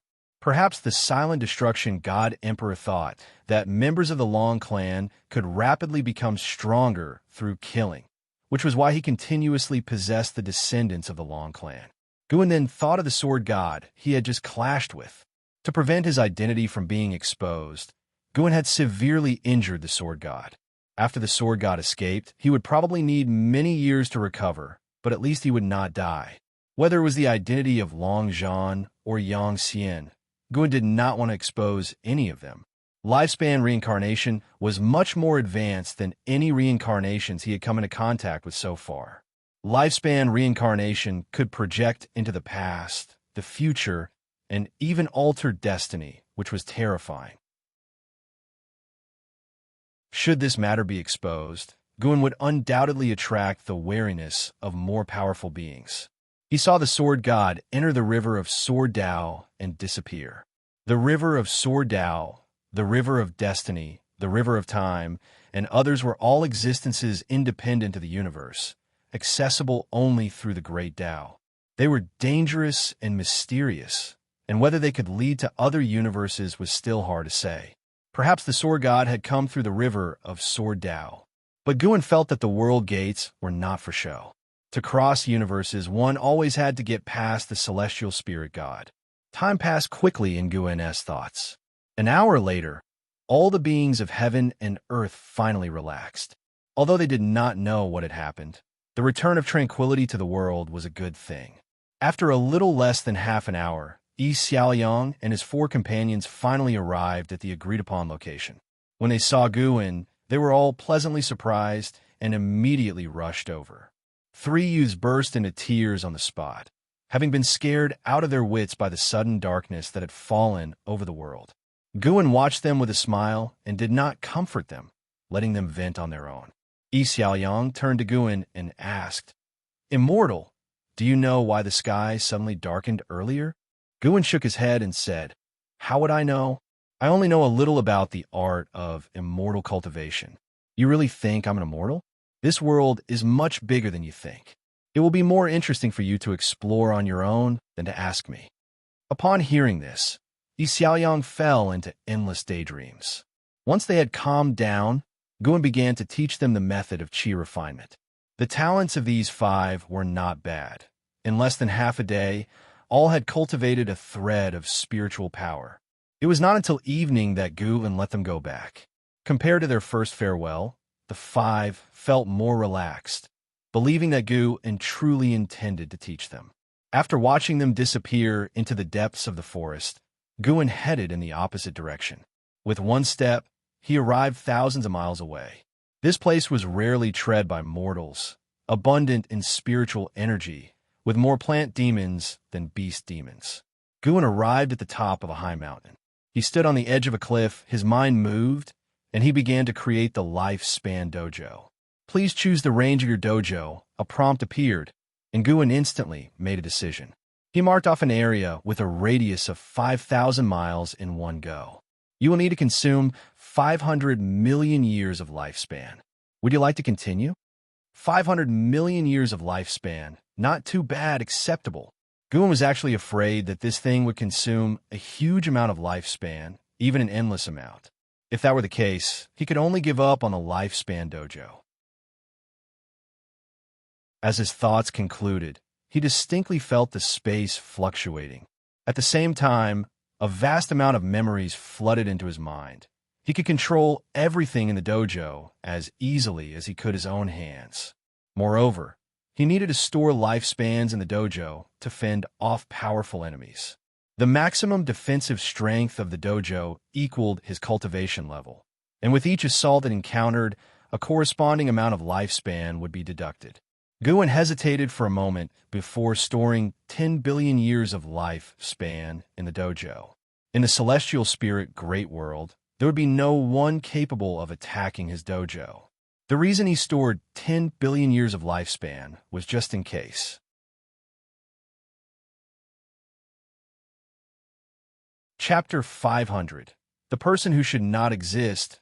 Celestial Court. After establishing the dojo, Guan immediately teleported the world-excluding cave heaven into place, setting it underground. The dojo was a spherical space, buried in the soil, reaching up to the sky. Guan deliberately placed most of the space beneath the ground, so the underground area was larger than that above. After moving the world-excluding cave heaven, he didn't proceed to relocate the 8 scenic cave heavens, but instead called out the 3 celestial demon child sisters. The 3 sisters passed through the ground, and as soon as they emerged, they were captivated by the surrounding mountainous scenery. Their eyes widened as they looked around. Standing at the edge of the cliff, overlooking them, Guan said, "From now on, the land within 1,000 miles is my dojo. You will all live with me here in the dojo from this day forward." Upon hearing this, the three sisters were overjoyed as they could finally live with Gu in every day. In a few days, others will come. You won't be alone. If you wish to go out for a walk, I won't stop you, just don't go too far. Gu An's next words piqued their curiosity even more. For over 2,000 years, they hadn't met any other beings, but now they eagerly anticipated meeting new people. The three sisters immediately flew to Gu An's side, chirping away with endless questions. Guan answered patiently, his face brimming with smiles. Seeing them so happy made him feel content as well. 15 billion years of lifespan had not been spent in vain. In the following days, Guan moved the 8 scenic cave heavens and mountain of 10,000 swords from the 3rd Medicine Valley, taking an Xian, blood prison great saint, and white spirit rat with him. Afterward, he went back to the Profound Valley alone, summoning Xianxia and Xianxia to inform them of his departure and prepare to disperse the disciples of the Profound Valley. As soon as the teacher and disciple heard this, they immediately knelt down and begged Gu to take them with him. Guan feigned hesitation before asking if they were willing to give up their freedom. Both agreed. Guan deliberately waited a few days to allow the two to dismiss the disciples. After all the disciples had left, Guan then teleported the entire Profound Valley away. Supporting Dao, Sword Venerable had departed. This event eventually spread within the Supreme Sect, causing a significant stir. The 3rd Medicine Valley also experienced a brief tumult, with Long Qing taking over as Valley Master to prevent the disciples from feeling disheartened. The Supreme Sect's higher-ups began to ingratiate themselves with Long Qing, believing that he would become a go-between with Gu, and supporting Dao Sword Venerable was sure to return. Meanwhile, the Holy Court and Immortal Dynasty announced the truth about the calamity from a few days prior to all the world's people. The words Battle Court spread rapidly, and supporting Dao Sword Venerable's merits were widely publicized. In this era where the heavenly Dao was the ultimate truth, the name supporting Dao Sword Venerable made beings feel it was even stronger and more trustworthy than the heavenly Dao for the first time. One evening, Xianxia stood on the cliff, gazing at the still bustling 3rd Medicine Valley with her eyebrows furrowed and eyes filled with grievances. Beneath her veil, she bit her lip, silent. "What are you thinking about?" A familiar voice came from behind, startling Xianxia as she swiftly turned around. Upon seeing Guan, her eyes sparkled with surprise. How are you here?" Xianxia began to express her joy, but she held back, asking with a scoffing tone instead. Guan smiled inquisitively. "I feel my dojo lacks a scribe. Without her writing, the dojo would be quite dull. Would you like to come?" Xianxia's eyes immediately crinkled in laughter. She put her hands on her hips and asked, "You still have a dojo? Aren't you leaving this great heaven and earth?" "Yes, I am leaving far, far away. Would you like to come with me? If you're unwilling, I won't insist." Guan was amused by her posture. He could hear her heart speaking. The girl felt greatly wronged internally. She even muttered some things that gave him goosebumps. "You came to invite me personally, so I have to go." Xianxia raised her chin in pride. "Do you need to say goodbye to your family?" "Forget it. I've been away for 2,000 years. Our bond has long since been severed. They haven't written to me in 1,000 years." Xianxia said nonchalantly. Hearing this, Guan didn't ask further and simply waved his sleeve, taking her away. A breeze blew past, leaving no trace of their footsteps. Xianxia only felt darkness before her eyes, and when she opened them again, she was still standing on a mountain, but the scenery in front had changed abruptly. She just happened to witness in Xianxia and Blood Prison great saints sparring figures, battling fiercely in the sky, casting various spells with ease, a truly spectacular sight. The wind stirred up by their combat blew her veil, causing her eyes to widen involuntarily. "Elder Shun, you came too?" A voice of surprise came through, only to see an Xian appear out of thin air beside Xianxia. Xianxia turned her head to look at an Xian and was secretly astonished. Such quick speed. Suddenly, she found an Xian gave her an unfathomable feeling. She subconsciously looked back at Guin, relieved to see that he was still there. It's not an illusion realm. And Xian, take care of her. Guin dropped these words and then turned and left, preparing to make a trip to the North Sea mountain ridge. Shenzhen just wanted to speak when Guin disappeared on the spot. And Xian covered her mouth and laughed. Stop staring. Your eyes will fall out. In the future, you'll see him day and night until you grow tired of it. Shenzhen turned her head to look at her, unable to refrain from asking, what place is this exactly? The setting sun was desolate and beautiful, with strong winds rising. And Xian turned and looked toward the distant, continuous mountains, her gaze becoming evasive. This is Master's dojo. He calls it Wuxia. Under the starry sky, the mountains undulated. The hills were covered with white bones, devoid of flowers, grass, or trees. A sword chi suddenly appeared on the hillside, followed by the figure of the sword god, who sat cross-legged, surrounded by sword shadows. His face was deathly pale, with even golden cracks appearing, as if it were about to split open at any moment. You failed. An old voice sounded, echoing through the mountains, lingering for a long time. The sword god remained silent, his eyes tightly shut, clearly enduring immense pain. Eternal, infinite, divine sword? Such a domineering sword intent. However, this Ordao still doesn't compare to yours. It's only that the man's strength is greater than yours. This difference in sword Dao is insurmountable. The old voice sounded again, filled with emotion. Not long after his words fell, an elder clad in a white robe with white hair appeared behind the sword god. He was barefoot, emanating a faint white light, as if he were an immortal ready to ascend at any moment. He raised his right hand, extending 2 fingers, touching the back of the sword god's neck. The sword god's clothes began to flutter violently, as sword chi surged from the starry sky, like a tornado pouring into the sword god's body. The white-haired elder uttered in surprise, seemingly sensing something. The sword god opened his eyes, asking, what? Even you can't drive it away? The white-haired elder spoke. Though I cannot see its form, I can confirm, this is Liu Qixian's Dao Destruction Destiny Seal. That person must have a connection with Liu Qixian. The sword god frowned, his eyes full of confusion. Liu Qixian, like you, is attached to the river of the great Dao. However, he is even older than you. Who knows how many destinies are intertwined in his long life? It's normal that you can't calculate it. The white-haired elder spoke with a sense of loss, but then a smile appeared on his face, asking, encountering such a sword Dao master is a good thing for you. You've won too many times, it's about time you lost.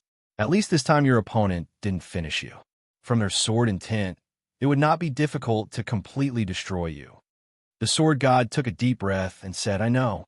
I don't hold a grudge against him. It's just that he makes me feel like a person, like someone who shouldn't exist. The white-haired elder couldn't help but shake his head, speaking, your master died a long time ago. Why be so obsessed with him still? No, you don't understand. I have a feeling that although my master is dead, he still exists. The strengthening Sacred Heart, Sword Dao, and the River of Sword Dao is the best proof. The sword god looked up at the starry sky, his gaze unwaveringly firm. The white-haired elder sighed, no longer speaking. After a while, the sword god withdrew his gaze, asking, a celestial Dao golden core has appeared in the shattered celestial spirit great world. It's very likely left by the celestial spirit ancestor. Don't you wish to resurrect? This is an opportunity.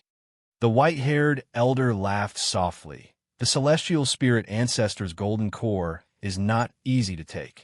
Do you think the celestial spirit god stands guard there for nothing? The so-called celestial Dao golden core is just bait. After so many eras, I didn't expect the celestial court to still not give up.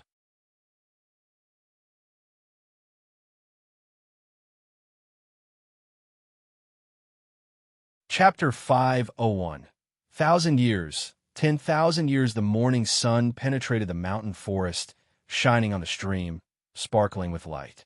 Guin still sat on that rock, A year had passed since he left the Supreme Sect, and the Taoist field of the beginning list was already filled with various grades of medicinal herbs.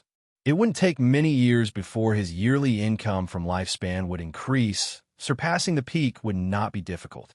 And Xian, Shenzhen, and others also began to cultivate in seclusion, and Guan taught Xiaoliang and the other four each day outside the dojo. Xiaoliang and his group had to climb mountains and wade through waters back and forth every day. Initially, it was very tough, but after a year of cultivation, they had grown accustomed to it, even considering this journey as part of their cultivation. While waiting for them, Guan was watching Zhenqin. Since Yilan passed away, Zhenqin had been continuously gaining experience and opportunities outside. Yet, regrettably, she was still about to face her life's limit, and she was still a long way from reaching the Nirvana realm. Zhenqin seemed to sense her celestial mandate, preparing to take revenge on the ghost mother of ephemera. The death of Su Han had always been a thorn in Zhenqin's heart. Her reason to cultivate was also to avenge her senior brother.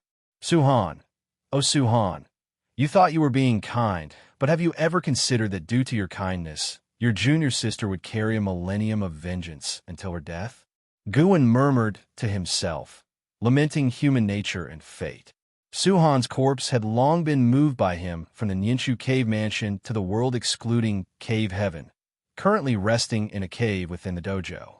His soul had gone with the reincarnation long ago, but since his corpse was well-preserved, Guan could use causality to seek his reincarnated soul. He hadn't wanted to do so, but seeing that Zhenqin was about to reach her end, he was considering whether to fulfill his disciple's regret. Just as Guan was pondering this, a piercing sound came. Young Xiaoliang, a year older, charged forward with a wooden sword, swooping like a bird through the forest. Guan raised his hand, circled around his own neck, and caught the tip of the wooden sword between his fingers. Xiaoliang was forcibly stopped, landed on his feet, and subconsciously fell backward. He looked up at Guan and shook his numbing right hand, exclaiming, "Master, you are so powerful. Are you a Foundation Establishment Realm cultivator?" Guan stood up, taking the wooden sword in hand, and chuckled. "You found out. With your little skill, you still think of ambushing your master?" Xiaoliang straightened his neck and said, "What do you mean by ambush? I just wanted to show Master my cultivation progress." At that time, the other four also arrived, bowing to Guan and taught them not only cultivation techniques, but also proper etiquette and the principles of conducting oneself. In just 1 year, he had imbued these five with a spirit of chivalry. Even with their cultivation levels and spells, the five did not bully the common people. Instead, they supported the weak and opposed the strong. They had already gained a good reputation within 100 miles of their hometown.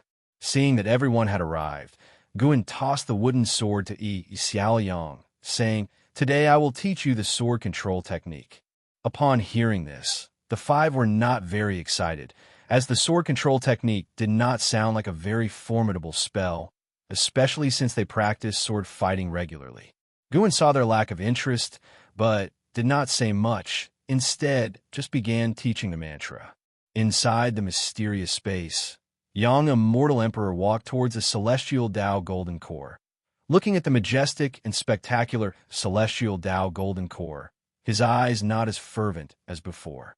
After the disaster of the battle court, he felt that the celestial Tao golden core could not grant him power to dominate everything, and heaven had no intention of saving all living beings.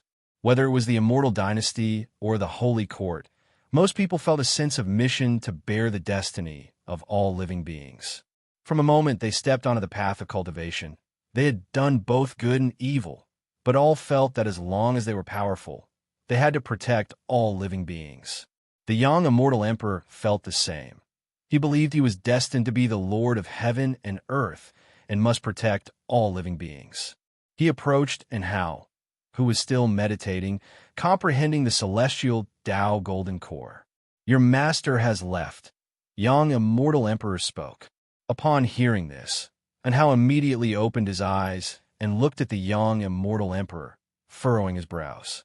The young Immortal Emperor continued, He took a few of his disciples and left the celestial spirit great world, and your junior sister was also taken with him. Hearing this, Anhao's tight brows relaxed, and he asked, "It's good that he left. This world is becoming more chaotic. My master can save heaven and earth once or twice, but he can't always interfere, or sooner or later, someone stronger than him will come. With junior sister following him, I can truly rest assured."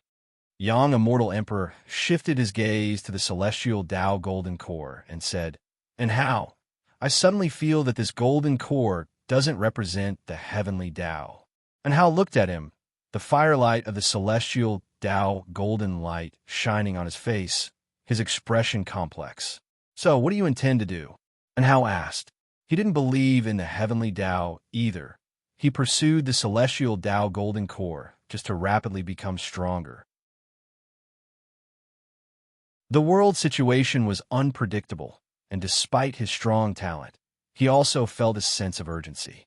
If he were to die on the path of cultivation, in 1,000, 10,000 years, no one in the world would remember him.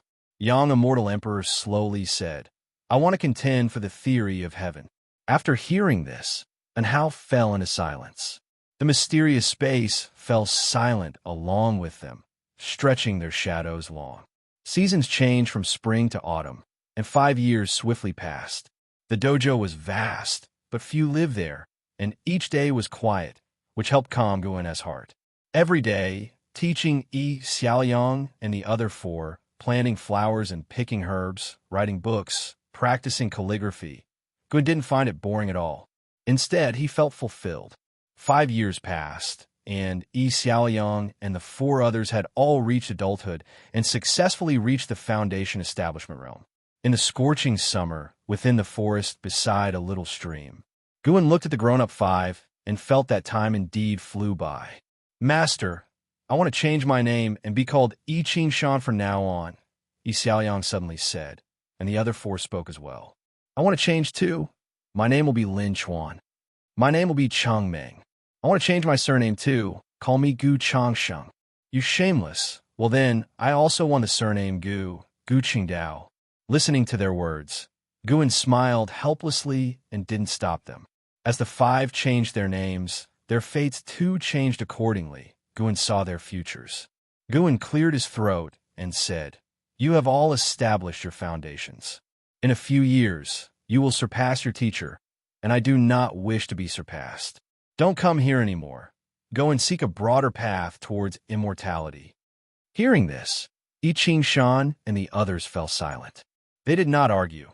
In fact, they had wanted to leave for the last 2 years because they had come into contact with cultivators from the immortal cultivation realm and knew how vast it was, making their hearts yearn for it. "Master, Chengmeng couldn't help but speak. Before she could finish, Guan raised his hand and said, "No need for filial gestures.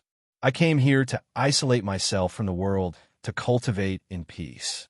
You have disturbed me for so many years. Isn't it time to let me go?"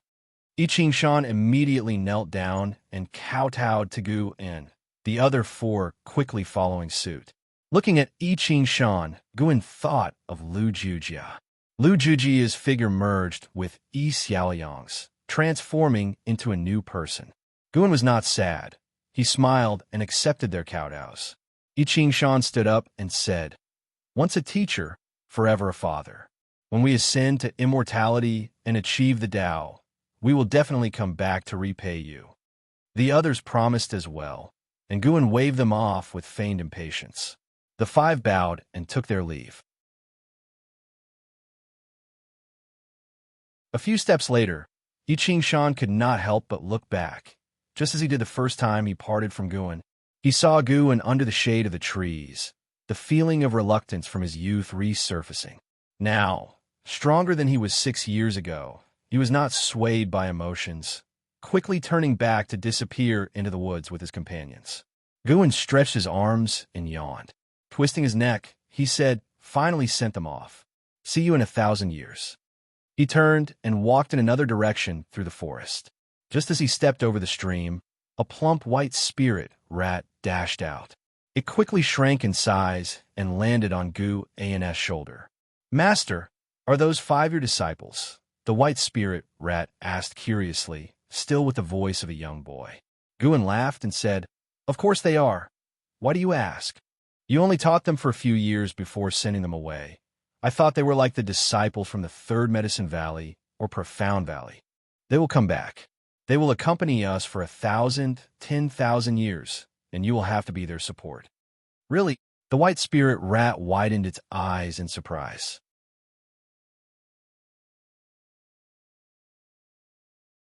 Chapter 5. O2 once yearned for dark clouds cloaked the sky, and a drizzle fell unceasingly. Between the mountains, trees were toppled. Pits and holes covered the landscape, reeking of the burnt aftermath that extended for 100 miles, a testament to the battle that had occurred. At this moment, 3 women stood in a standoff. Xianxia, Xianxia, and the ghost mother of Ephemera, each bearing injuries. The ghost mother of Ephemera, with disheveled hair, stood amidst the wreckage, her face smeared with blood as she scanned her surroundings, trapped by an array of 8 flags. Outside the formation, Xianxia hovered in the air. Her injuries were not as severe as the ghost mother's, but her heaving chest betrayed her exhaustion. Xianxia stood atop a cliff, wielding a treasure sword, surrounded by spinning blades that glittered with golden light. She looked down at the ghost mother of Ephemera with a gaze cold as ice. The ghost mother of Ephemera turned to Xianxia and gritted her teeth. "Sect leader, after I have supported you for so many years, do you truly intend to help an outsider kill me?" Xianxia sneered back. "How do you know that she is an outsider, and you are not?" The ghost mother of Ephemera took a deep breath and said, "Aren't you afraid of the supporting Tao Sword Venerable's return? Don't you know that she is the supporting Tao Sword Venerable's disciple?" Faced with Xianxia's mockery, the ghost mother of Ephemera fell silent. Xianxia raised her sword and declared, "Ghost mother of Ephemera, today I shall avenge my senior brother Su-Han." Upon hearing the name Su-Han, the face of the ghost mother of Ephemera did not change. She lowered her head, seemingly resigned to her fate. Immediately, Xianxia cast a spell. The flags around the formation fluttered violently, whipping up a fierce wind that stirred chains of cyan to bind the ghost mother of Ephemera, who did not resist. Xianxia charged into the formation, her sword slashing through, its frosty light shattering the forest. With one slash, blood spurted and the head of the ghost mother of Ephemera floated into the air. Xianxia stood behind the ghost mother of Ephemera, slowly straightening up. She turned her head and saw not only blood spurting from her neck, but also flames of a golden blaze. The soul of the ghost mother of Ephemera emerged, unable to escape from her severed neck. Xianxia, looking upon this, felt no joy, only a sense of relief followed by an overwhelming fatigue. Years had passed, and she no longer hated the ghost mother of Ephemera. Avenging Su-Han had become her obsession. Xianxia descended from the sky. Looking at the golden flames at the neck of the ghost mother, she clucked in wonder. "Are you trying to make her soul disperse? Where did you learn such an evil skill?" Xianxia, devoid of expression, replied, "To deal with an evil demon, one naturally uses evil methods." The soul of the ghost mother of Ephemera struggled in agony, silent, but her twisting form was horrifying to behold. A breeze passed, scattering the golden flames around her neck, which alarmed both Xianxia and Xianxia, prompting them to instinctively look around. "Let's end it here. This lie's grievances have been settled." A voice sounded, and upon hearing it, Xianxia stopped mid-sentence. This voice belonged to Guan. Xianxia showed surprise and looked around in search of Guan. The soul of the ghost mother of Ephemera flew out from her corpse. Xianxia's sword was no ordinary sword. Its slash severed all her lifelines, leaving her either to find a new vessel or wait for reincarnation. Her soul knelt beside her body, as if paying homage to Gu, and "You have 2 choices," Guan's voice spoke again, detached as if a god spoke. "Reincarnation, to let go of this life's karma and start anew the next life, or redemption, to lose your freedom and continue living." The ghost mother hailed from the Ephemeris sect. Though not affiliated with the Ephemeris sect that caused chaos in the Taitsong continent, she had harmed many in her lifetime, Su Han being only one. Even when she founded the Gathering Flower sect, she resorted to wicked methods. The reason why Guan offered her a choice was that, at her core, she believed she acted for the supporting Dao, Sword Venerable, that she belonged to him. After following the Sword Venerable, she had indeed restrained her methods and attempted to incline towards goodness. Guan did not wholly shield her, not just because of Su Han, as Su Han had long since severed ties with him, but because she genuinely had committed evils. Stopping evil actions did not erase past deeds like smoke. One must bear the consequences of their choices. The ghost mother of Ephemera immediately looked up and shouted loudly, "I am willing to follow you, even if I lose my freedom forever." No sooner had her voice faded than her soul vanished into thin air. Peace then returned to all of great heaven and earth. Xianxia pursed her lips and looked toward Jinqin, offering comfort. Regardless, she is considered dead and probably won't be at ease in the future. Jinqin took a deep breath and said, "I know. Master said she wouldn't let her be free, and she certainly won't." The blood prison great saint was the perfect example. When Guan said to make him a mount for 1,000 years, he indeed suffered for an entire millennium. Seeing that Jinqin was not fixated on the matter, Jiang also felt relieved and then asked, "What are your plans now?" Jinqin looked into the distance and replied, "No plans." After her words fell, her body suddenly leaned backward. Jiang's eyes widened as she instinctively reached out. However, a hand moved faster to catch Jinqin's shoulder. Jinqin looked up, and a smile appeared on her face involuntarily. "Master," Jinqin said weakly. Guan looked at her and sighed softly. Jinqin had reached the last year of her maximum lifespan. Today's battle had thoroughly drained her vitality. Jiangxiong was pleased to see Guan, but she didn't speak, choosing to give the time to the master and disciple. Jinqin was too weak to speak, and soon closed her eyes, her hand naturally falling. This made Jiangxiong frown. Guan looked toward Jiangxiong and said, "The ghost mother of Ephemera is dead, and the Gathering Flower sect must be personally managed by you." Jiangxiong nodded and replied, "I know, I will go back soon." She stepped forward, sizing up Guan, and said, "Everyone says you've left the celestial spirit great world, but I didn't think you were still here." I said to myself, how could you leave without telling me? Facing this woman who had greatly helped him in his early years, Guan said with a smile, "If you ever run into trouble in the future, just call for me in your heart."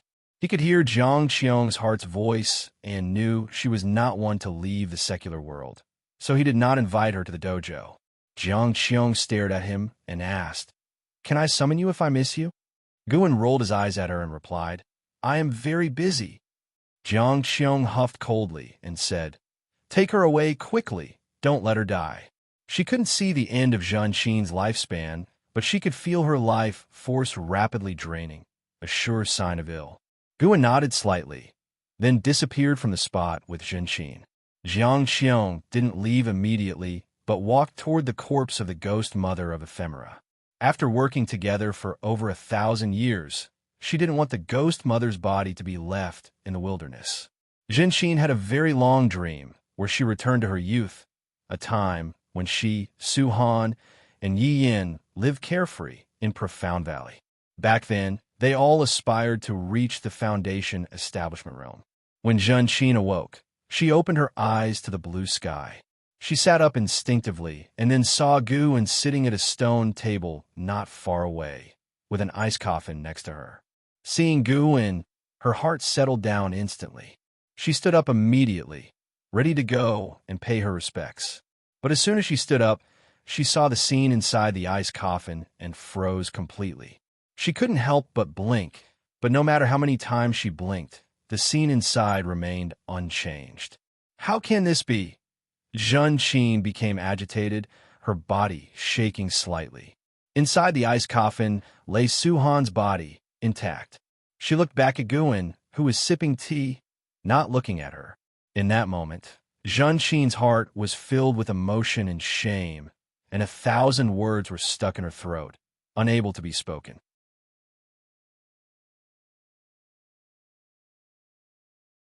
Chapter 503. A lifespan of 256 billion years. Guan and Xianxia sat opposite each other and talked for a long time. After seeing Su Han's corpse, the burden and obsession in Xianxia's heart completely dissipated, and she returned to her usual lively and clever self. The mentor and disciple talked about the past, endlessly, finding it impossible to cover all the old times. However, everything has an end, including life.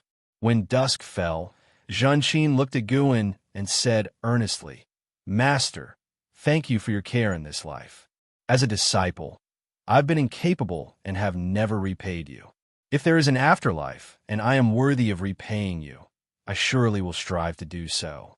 Unlike the ghost mother of Ephemera, though dead, was not at the end of her natural life and could still possess another body to be revived, Xianxia's fate had run its course, without any technique to turn back time. Guan smiled and nodded, saying, "There will be an afterlife." Hearing this, Xianxia showed a smile, her eyes filled with expectation. She then lay down on the table and whispered, "Master, I feel a bit sleepy. May I sleep here for a while?" Guan nodded and replied, "Sleep. I will stay by your side." Xianxia closed her eyes, mumbling, "I suddenly miss Master Yi so much. It feels like she's been gone for a very long time." Guan's hand, which was holding a teacup, paused. He said nothing and continued drinking his tea. After Xianxia fell asleep, Shenzhen came over. She looked at Xianxia, about to speak, but her brow furrowed, and she approached Guan, asking, "Are you okay?" She knew Xianxia's place in Guan's heart, and, thinking of how Yulan, Xiaochuan, and others' deaths affected Guan, she couldn't help but worry. "I am naturally fine," Guan said, looking at her with a smile and gesturing for her to sit down. Shenzhen took a seat, her gaze constantly on Guan. As Guan poured her tea, he said, "Do you think it's absurd? Someone with my cultivation level, yet unable to control life and death." Shenzhen was secretly surprised. How did Guan see through what she was thinking? She spoke truthfully. "Indeed, you are the strongest being in my mind. It seems like life and death should be trivial matters to you." But Guan laughed and said, "This means I'm not the strongest being. There's a celestial mandate that governs all, and those I help already have good fates. I merely add a touch of splendor. You can glimpse the past and the future, but can you glimpse the celestial mandate?" Glimpse the celestial mandate? Shenzhen fell into deep thought. In fact, she was also confused about her own path of cultivation. She didn't enjoy sitting meditation and qi refinement. She preferred the arts and sought to improve her cultivation level through enlightenment. But inspiration was scarce, and her cultivation level had been stagnant for many years. Seeing that she was seriously contemplating, Guan did not disturb her. He looked towards the horizon, where the slanted sun was like blood, and the seas of clouds seemed ablaze. Looking at the celestial vault, Guan suddenly felt that the future he saw wasn't far enough. How high must one's cultivation level be to see to the end of this universe? Time flies like an arrow, and the years pass like a shuttle, slipping away never to return. A millennium is like a cloud of smoke, with worldly affairs vast like waves. Without the support of supporting Tao soared Venerable's millennium, the celestial spirit great world faced no calamities from outer heaven, but internal strife remained intense. Ancient secret realms, Taoist fields, and the cave mansions of great powers emerged one after another, causing widespread, deadly conflict among the realm's cultivators. Guan's Taoist field of the beginningless was now filled with medicinal herbs, and to this day, the lifespan provided by these herbs each year had surpassed 20 million years. Located at the edges of the world, the Taoist field of the beginningless on the nine-spirit continent had not faced any disturbance for 1,000 years. However, nearby human race cities were increasing and approaching the Taoist field of the beginningless. In that year, early summer. Guan stood on the edge of a cliff, watching Chun Chuan spar with the blood prison great saint. Chun Chuan, now the Nirvana realm level, was able to hold his own against the blood prison great saint, who was at the level of the loose immortal realm. The two combatants clashed in the sky, Guan establishing a barrier that allowed them to fight to their heart's content without affecting the dojo. After watching for a while, Guan lost interest and called up his attribute panel to take a look. Name, Guan, lifespan, 3, 155/25, 660, 408, 118. Physique, primordial infinite body, cultivation level, innate golden immortal realm perfection. A lifespan of 256 billion years. Guan planned to break through after reaching a lifespan of 100 billion years.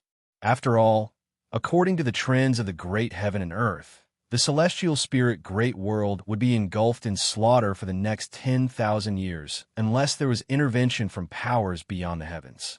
Such slaughter was not meaningless. Guan could feel that the number of all living beings in the world had decreased by 10% compared to 1,000 years ago, but this also gave rise to more talents and great powers.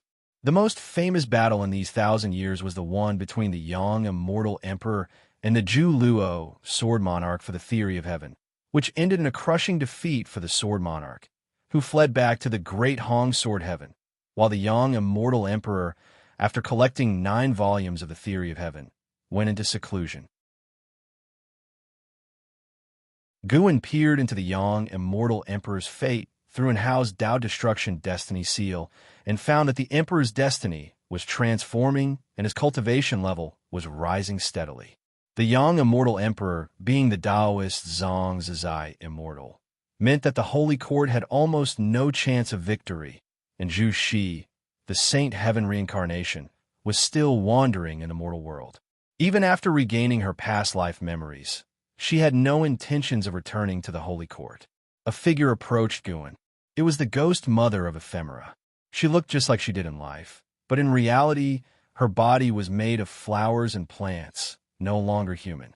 Now, she was responsible for managing the medicinal herbs in Gu An's dojo, since the others were occupied with cultivation, and an Xian had long since lost interest in managing affairs. Master, we are running out of seeds, the ghost mother of Ephemera said softly. Having experienced life and death, and after 1,000 years of settling, her temperament had become much more stable, starkly different from her past as the deputy sect master of the Gathering Flower sect. Guan glanced at Chun Chuan and said, there will be new seeds tomorrow. You should go and cultivate for now. The ghost mother of Ephemera immediately bowed and took her leave. Wait a moment. Guan spoke, and upon hearing him, the ghost mother subconsciously turned around, only to have a secret manual fall into her embrace. She accepted the manual and saw at a glance that it was a cultivation technique. Strive to reach nirvana as soon as possible. That way, you can serve me for a longer time, Guan said before turning and walking away. A ripple of emotion disturbed the tranquility of the ghost mother of Ephemera's eyes. She watched Gu An's retreating figure, her thoughts unknown. Guan walked out toward the dojo. 5 acquaintances were to arrive today, and he needed to see them. The 5 acquaintances were Xianxia and the others, whom Guan had taken as disciples, because Xianxia was the reincarnation of Lu Jujia. After 1,000 years of adventure and countless trials, fortunately, all 5 were still alive. They had encountered an invincible adversary and had to return to their homeland. Guan could overhear their conversation. These friends were contemplating establishing a sect in their hometown to cultivate their own power and to benefit the locals. Although the relatives they remembered were no longer alive, the land had not changed. Guan listened as these 5 discussed their past experiences of cultivating with him, and Gu Changsheng, that youngster, was actually sentimental, wondering if his master was still alive. All 5 believed that Gu had passed away, for in their memory, Guan was merely a Foundation Establishment realm cultivator. Unless they faced a cultivation crisis or had stirred up enemies, why would anyone seek such a secluded place to hide? At the very least, it indicated that Gu had no mighty background or extraordinary talent. Reflecting on their master, they felt regret, wishing they had had the chance to repay him.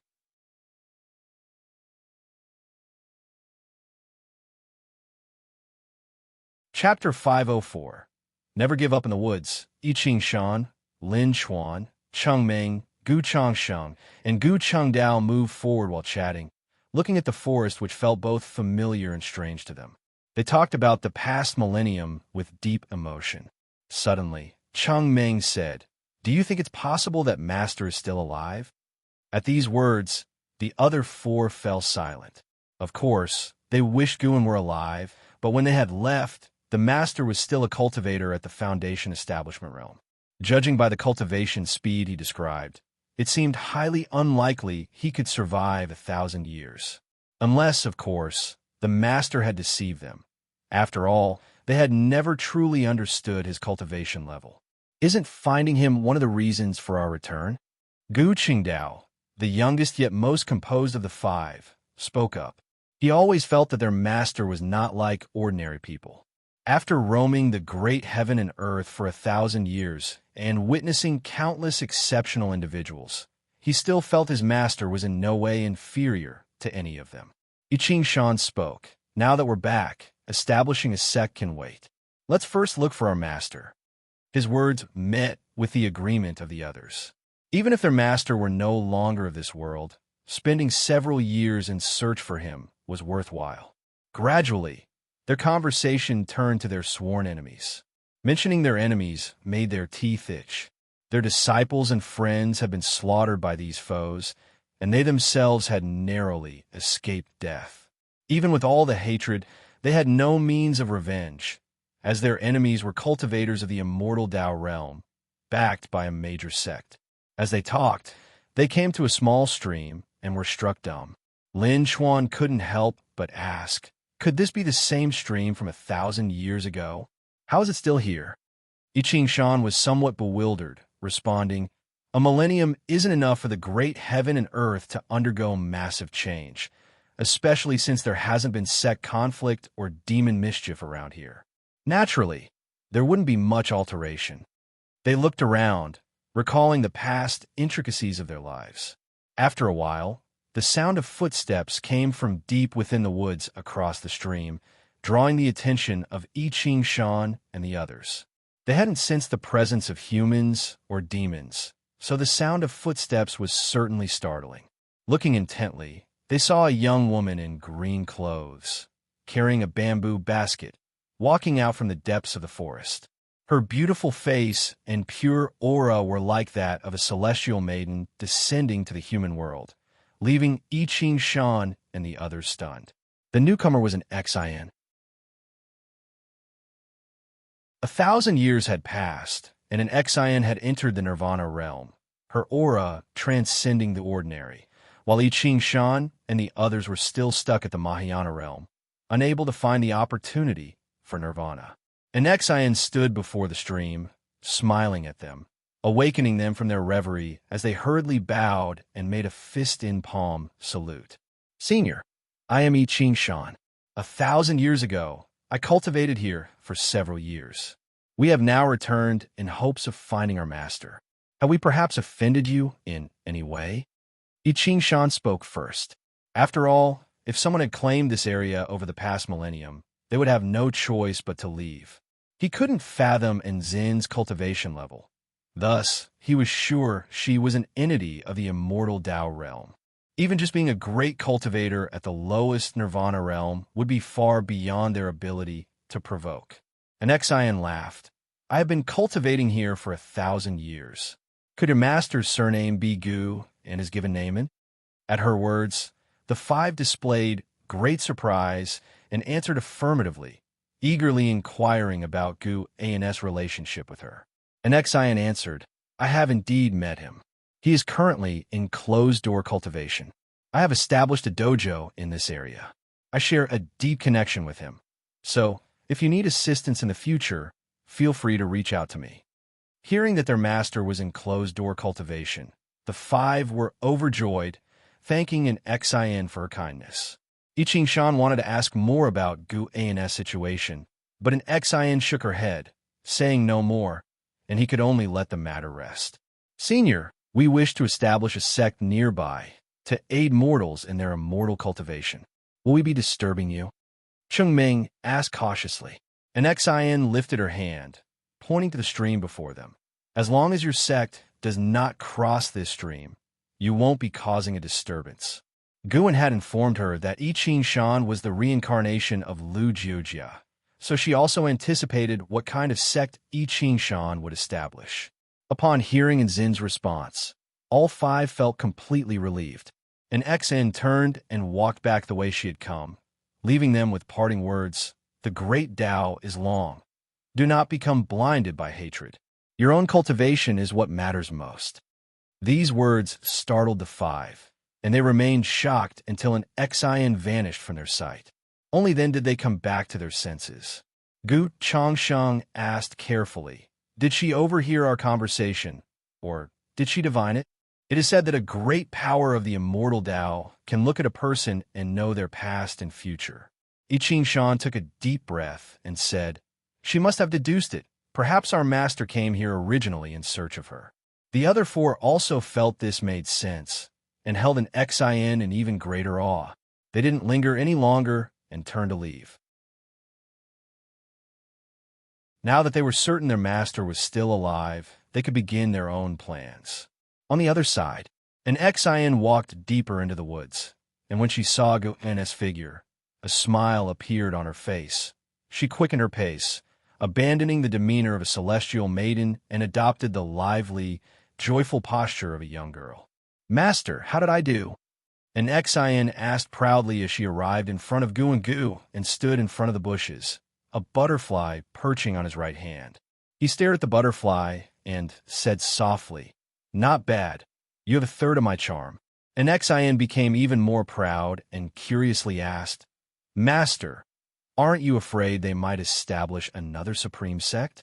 Guan replied, as long as we remain in the celestial spirit great world and continue to interact with others, such things are inevitable. Let them be. At least for the sects they create, we have no responsibility to protect them.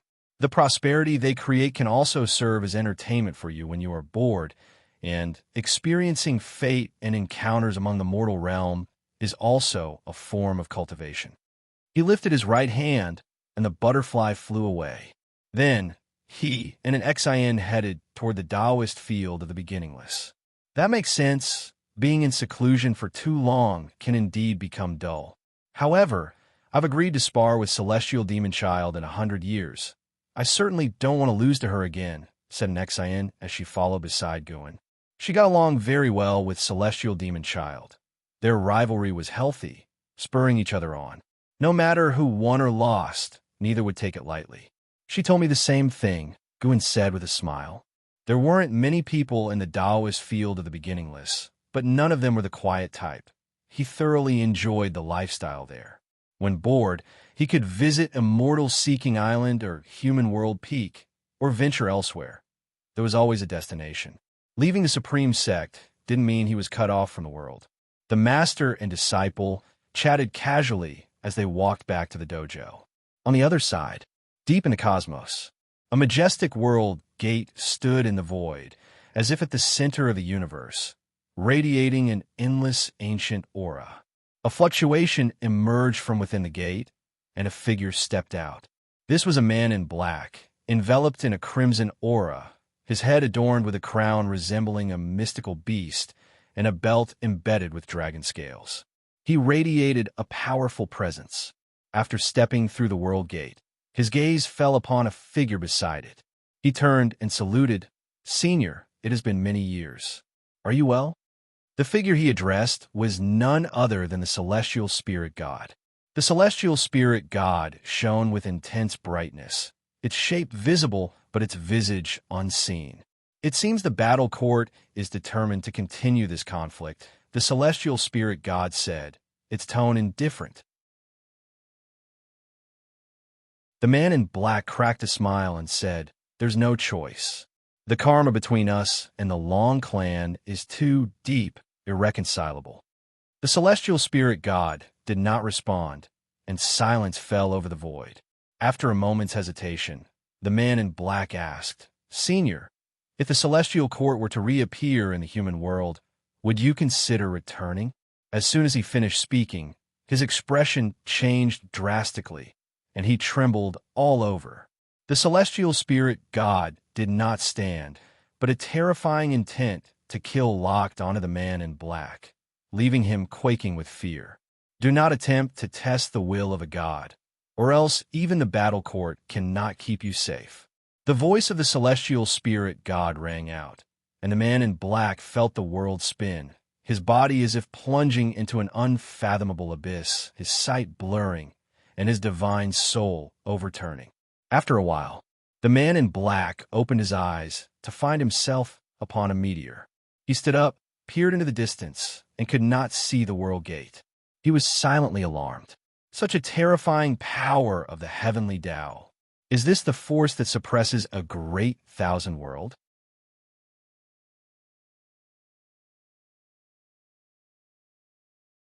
Chapter 505, Long Family Destiny Pattern. Celestial Tao merits, Xianxia and his 4 companions acted quickly.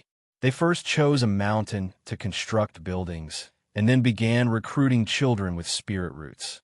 In just 1 year, they had gathered over 300 young boys and girls, and then began to earnestly teach them cultivation. 100 years later, after the first batch of disciples had grown up, they officially started to establish their sect, named Qinquan Sect. The Qinquan Sect. There were many sects with this name in the world, but Xianxia wanted there to be only one Qinquan Sect. His ambitious declaration at the founding ceremony was overheard by Gu and at the dojo. Guan just smiled lightly, not paying much attention. He didn't even bother to calculate the destiny of the Qinquan Sect anymore, choosing to leave it as a mystery, as a bit of color in life.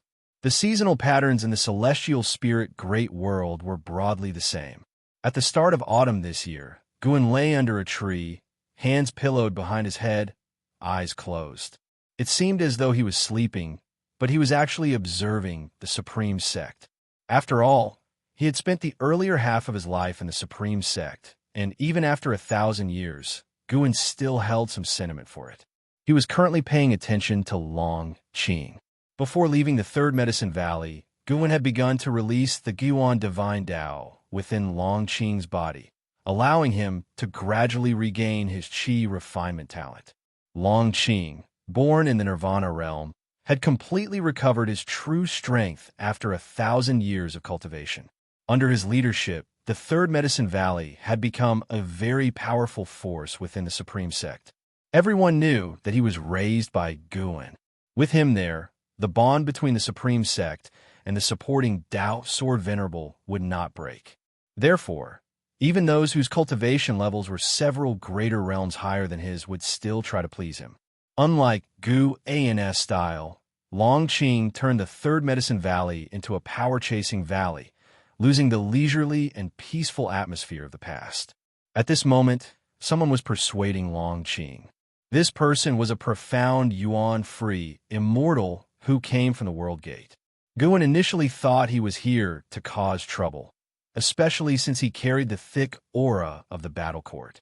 However, this person had lingered outside Celestial Spirit Great World for decades and then infiltrated the Supreme Sect, where he stayed for several decades before finally approaching Long Qing.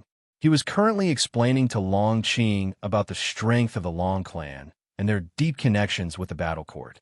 Previously, Yi Qianji had shown Long Qing many images from past lives, but those were only fragments of memories. When Long Qing truly understood his heritage, his feelings were incredibly complex. Inside Long Qing's loft, he sat on a chair, silent for a long time.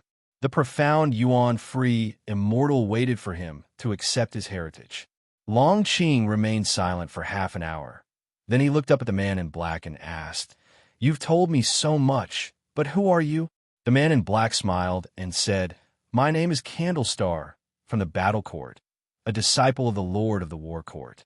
I have lived far beyond your imagination, and much of the history I've told you, I witnessed personally. Hearing this, Long Qing frowned. He was not frightened into standing up. Instead, he stared at Candlestar and asked, "If you come from the battle court, why awaken my hatred towards it?" Candlestar laughed and said, "The battle court has strayed, always trying to please the immortal gods. I'm not satisfied with that. I prefer the battle court under Emperor Longxin's rule. That was the true battle court worthy of battle's name." As he spoke, his eyes revealed longing and excitement. Long Qing's frown deepened. He could not see through Candlestar's intentions, nor could he discern whether his words were true. Candlestar looked at Long Qing, raised his hands, and suddenly said excitedly, "Do you know why the battle court targets your Long clan? It's not because you are the legitimate one, but because they fear your bloodline. No, they want to obtain it."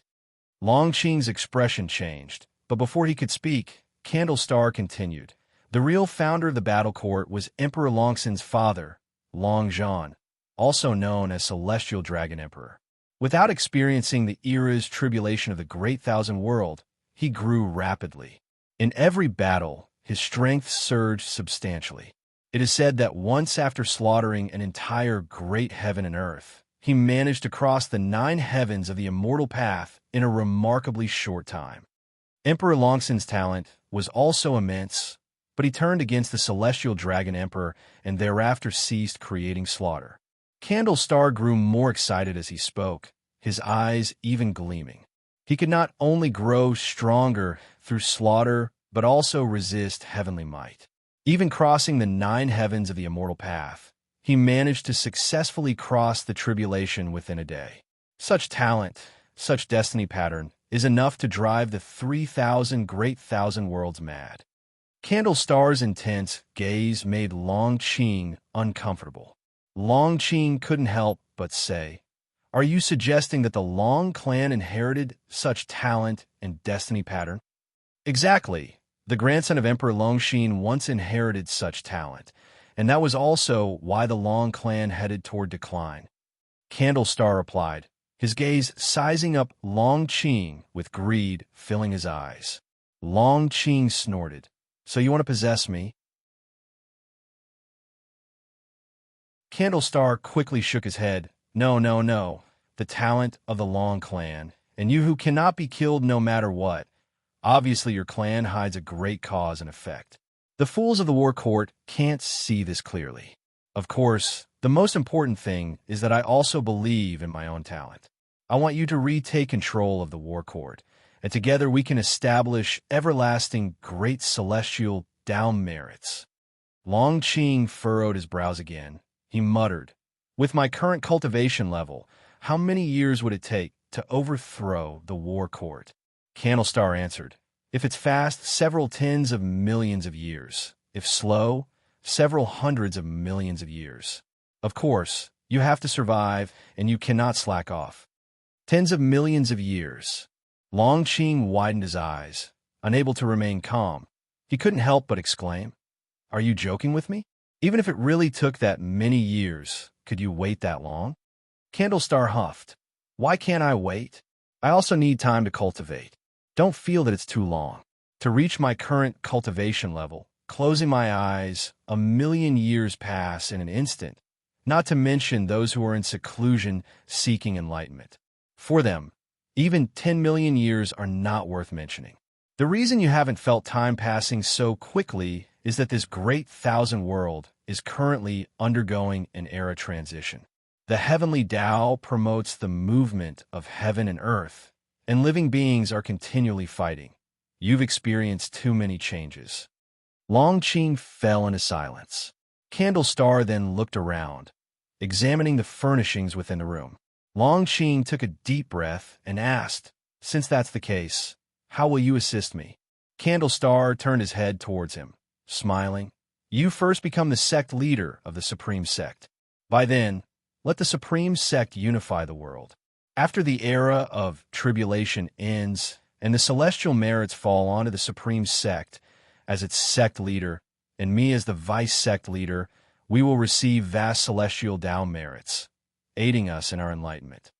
In the silent extinction domain, there is a world gate that will limit the war court, preventing them from invading in large numbers.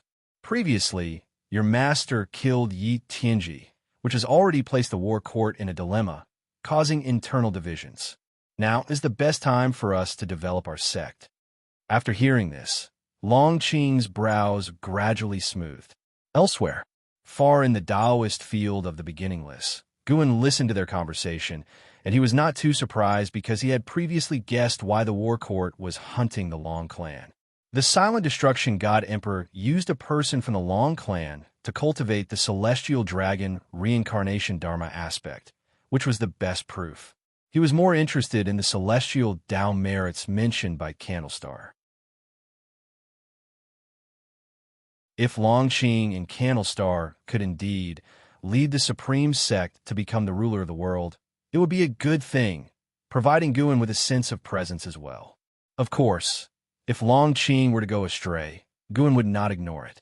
He had protected Longqing, so he had the responsibility to keep an eye on Longqing to prevent him from walking the path of slaughter followed by his previous life and ancestors.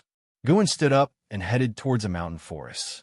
With the establishment of the Qingquan sect, the sect had been aggressively recruiting disciples, and the number of disciples had quickly surpassed 10,000.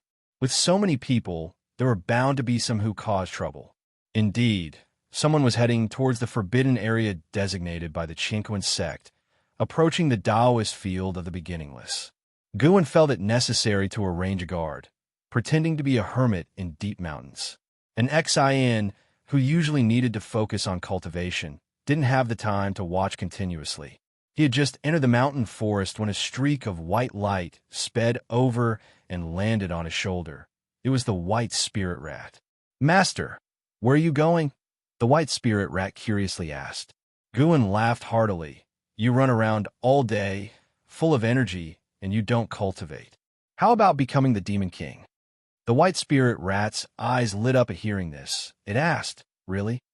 Come, it'll transform some demons, and you can choose from them. From now on, you'll be in charge of guarding around the Taoist field, and you will not allow anyone to trespass without permission." "That's great, Master. I definitely won't let you be disappointed," the white spirit rat said excitedly. Even though it had shrunk its rat body, it still looked chubby, laughing like a trembling white fur ball. Guan began instructing the white spirit rat on what it could and couldn't do. This guy was too mischievous. Rules must be established to prevent it from becoming utterly lawless. He couldn't allow it to become like the Cyan Bull demon under Lord Lao Zi of the Great Monad.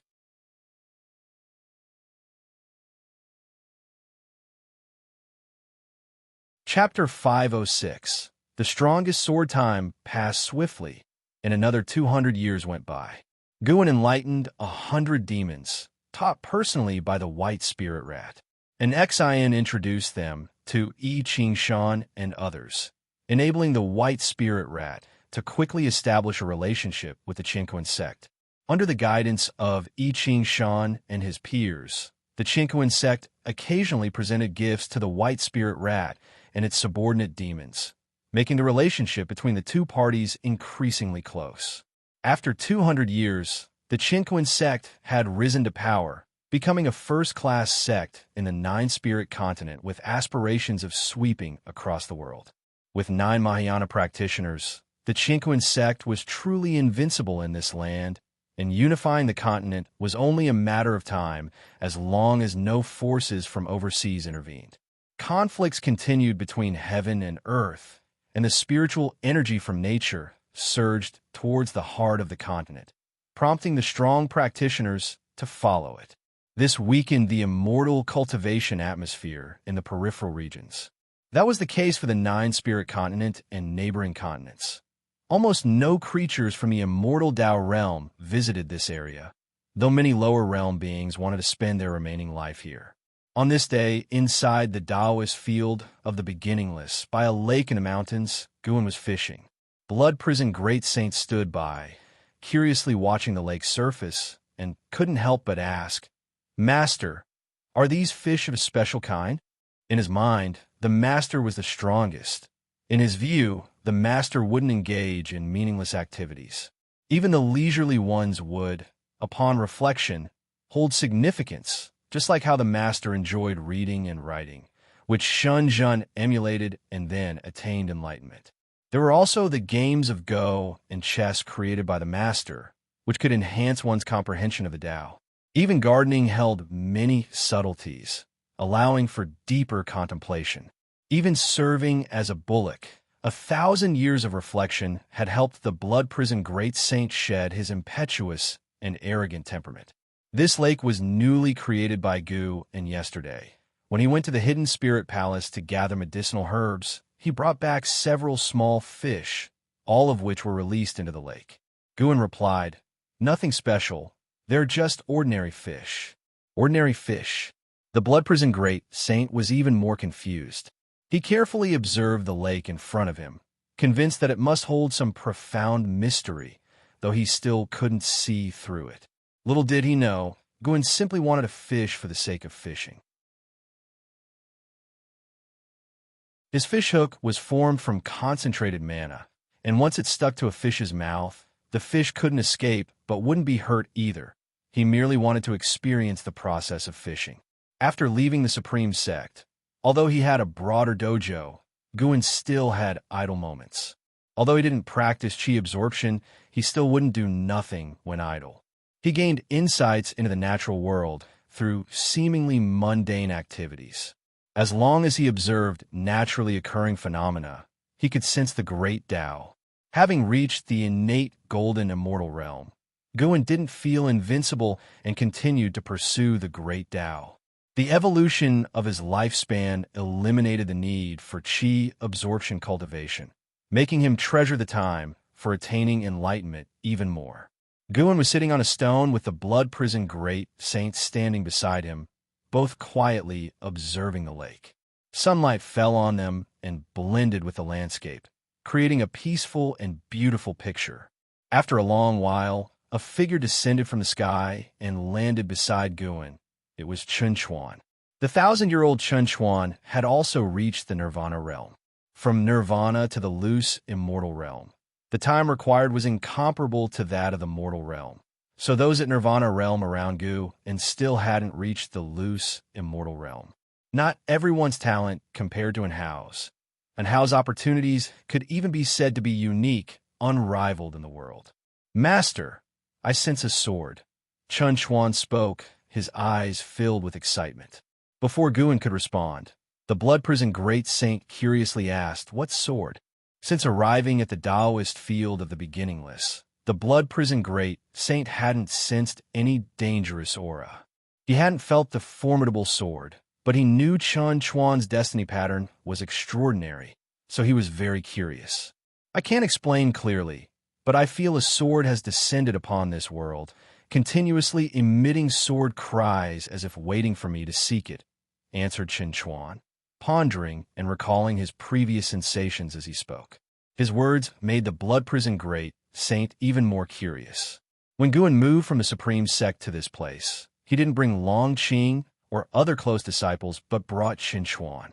The blood-prisoned great saint always felt that Xianxia's talent might match that of Anhao or Yangjian.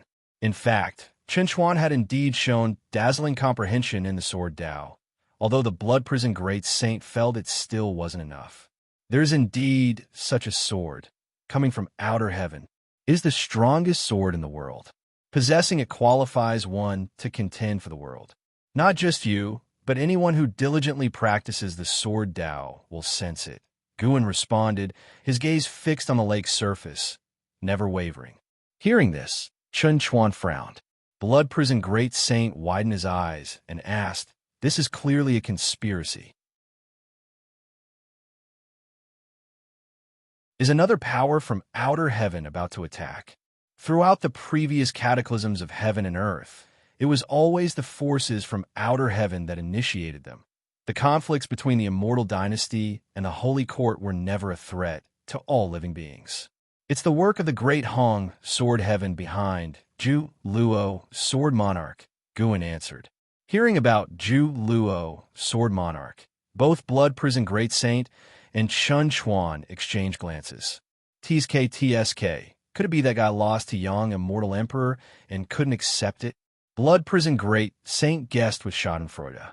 He disliked the way Zhu Luo, sword monarch, carried himself, a demeanor that screamed invincibility, which he found repulsive. Chun Chuan, on the other hand, remained silent as he began to feel the sword again. For some reason, he always felt that the sword was of special significance to him, but his master's words left him confused. If others felt the same way he did, then indeed they shouldn't go. But was it really the same? Gu An's fishing rod began to move. He waited a few moments before suddenly yanking it, pulling a large yellow fish into his hands. He unhooked the fish and released it back into the lake. This action made Chun Chuan pause. He took a deep breath, then walked to a patch of grass and sat down. He took out his own sword, placed it on his lap, and quietly contemplated. Blood Prison Great Saint looked at him with a curious expression. Guan remained silent, just the corners of his mouth lifted. In his eyes, that number 1 divine sword was nothing exceptional. Chun Chuan didn't need to compete. By cultivating by his side, he would eventually surpass that sword. However, Senior Brother Li, you're not going to ask me to take action, are you? Guan looked up towards the horizon with a teasing gaze. Meanwhile, on the other side of the world, above an endless ocean, dressed in black, Li stood on a black eagle, soaring across the sea of clouds, with divine exotic immortal spirit perched on his shoulder, gripping his hair, shivering. Do we really have to steal it? The aura of this sword is very powerful. It will definitely attract terrifyingly strong individuals. Don't forget, my master has already left the celestial spirit great world. Divine exotic immortal spirit couldn't help but ask. It had deliberately conveyed the news of Gu An's departure to Liya, hoping that Liya would be less reckless in the future. Its method indeed worked. Liya had been peaceful for 1,000 years, but today he was embarking on an adventure again. Liya's eyes were cold as he said, "How can I become stronger without striving for it? By meditating in seclusion? Don't worry, if it really comes to dying, they'll let you go. I won't drag you down." His heart, though, was aflame, because he felt that the sword was calling to him. He was the true master recognized by the sword. Divine exotic immortal spirit couldn't help but say, "Do you really think I could escape if it comes to that?" Liya glanced at it and said, "Then why don't you leave now? I must go regardless. Perhaps this is my only chance to catch up to an Hao." Divine exotic immortal spirit rolled its eyes, retorted irritably, "You're always talking about an Hao. It's been years without any news of him. He might already be dead. Don't always fantasize about how strong your opponents are, and then force yourself. That's impossible. He can't be dead. His cultivation level must be outrageous. With my current abilities, I doubt I could withstand even one of his moves." Liya shook his head. No matter how far the places he had visited or how strong the people he had met, he always believed that Hao was the foremost talent in heaven and earth. He felt that fate had made him encounter Hao, and that was a blessing to him. With Hao there, he would never be complacent about his achievements. He would always feel not strong enough, and thus continue to strive. Divine exotic immortal spirit scratched its head, feeling that Liya was delusional and beyond persuasion, but it was not panicking. After all these years, it suddenly wanted to see its master, and Liya should be able to help it.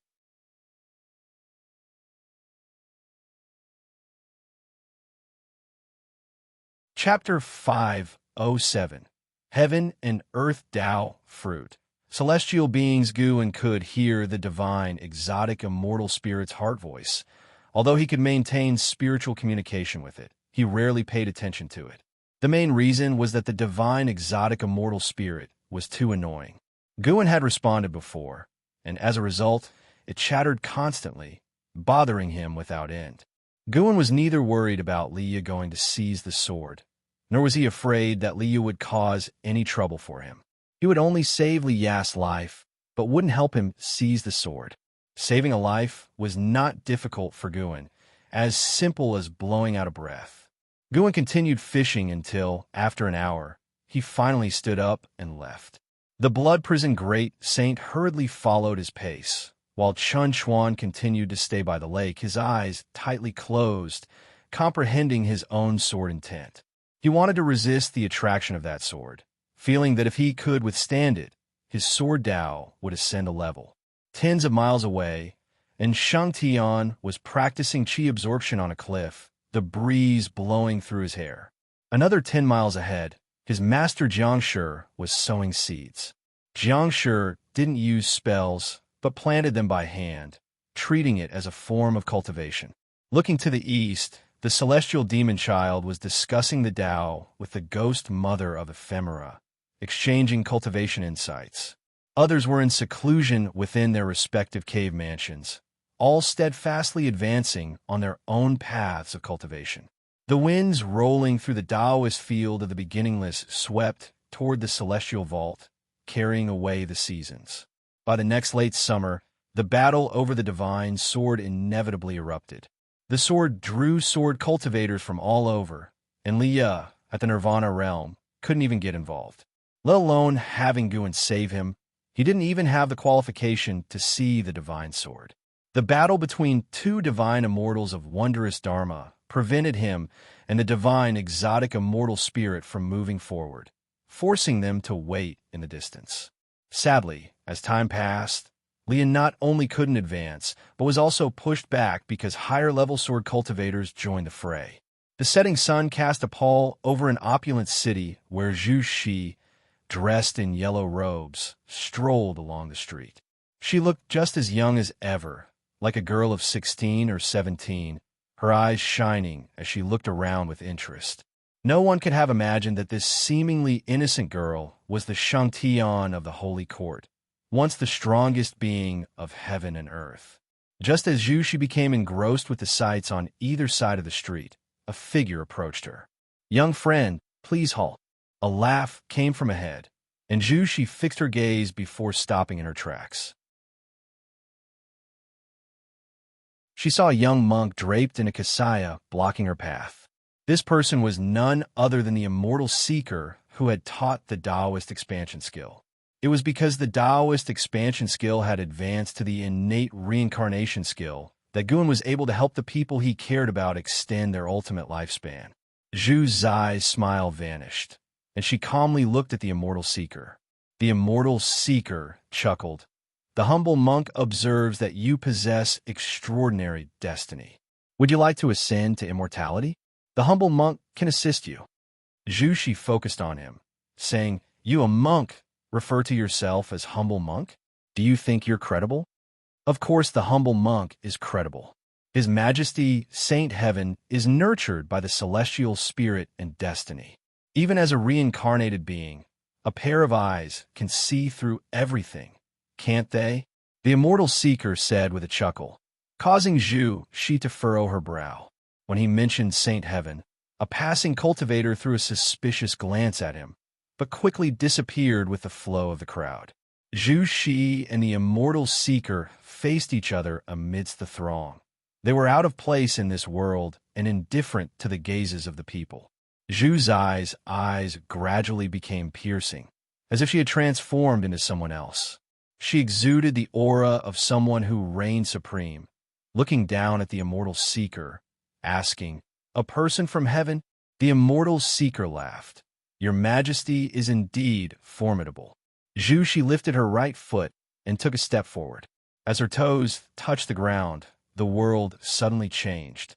The streets and the people coming and going all vanished, and they found themselves in a dim, desolate mountain wilderness, with dense clouds in the sky and faint thunder rumbling. Immortal Seeker did not panic and continued to smile at Zhu Shi. "Are you sure you have what I'm looking for?" Zhu Shi asked, and as she lifted her right hand, the earth around them split open, and roots emerged from all directions, swiftly intertwining in the sky to form a huge sword that pointed straight at Immortal Seeker. This wooden sword was more colossal than the mountains between heaven and earth. It seemed to occupy half of the sky upon its appearance. "You're looking for the heaven and earth Tao fruit. What you want isn't just to unify the current celestial spirit great world, is it? What you desire is the entire celestial spirit great world, right?" Immortal Seeker answered. Zhuxi narrowed her eyes, but did not respond. Immortal Seeker continued. The heaven and earth Tao fruit is bound to appear sooner or later, but now there's already a presence stronger than even the free immortal. Your Majesty, how will you snatch it then? Zhuxi huffed. So you're saying you can't give me anything and you've merely come to remind me?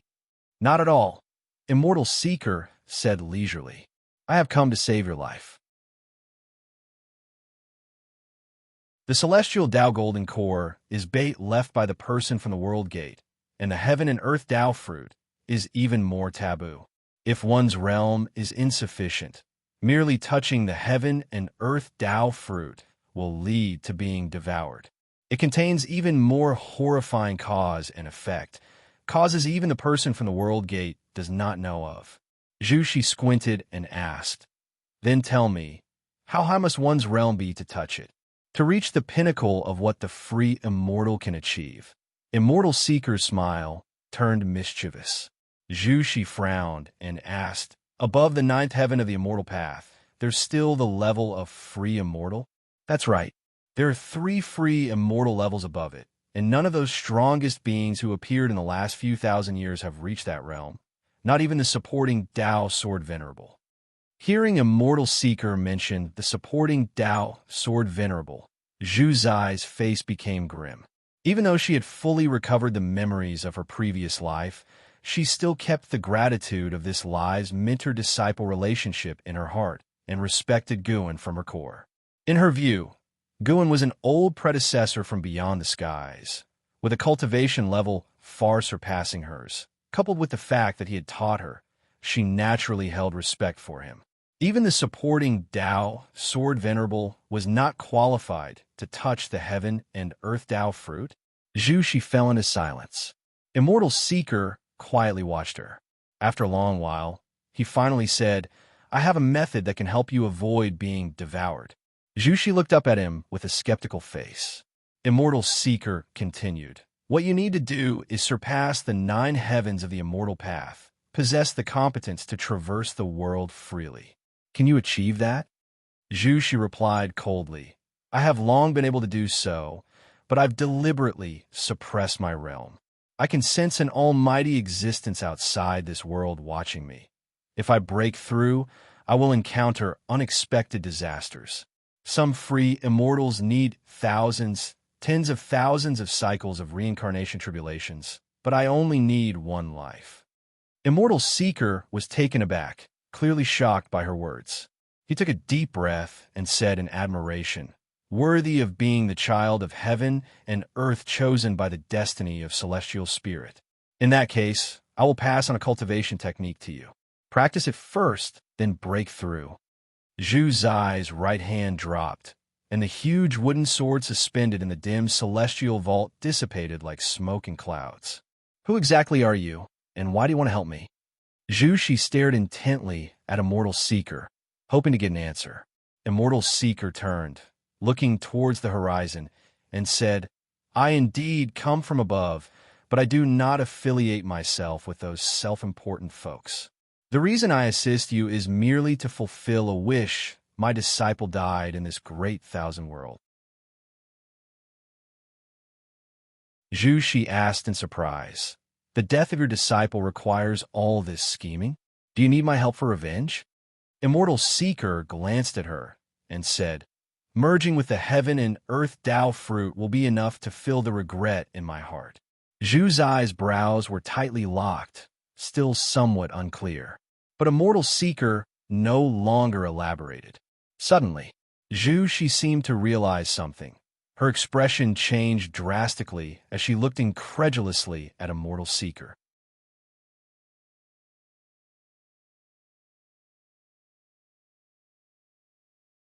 Chapter 508 9 Extremes Sacred Heartsword.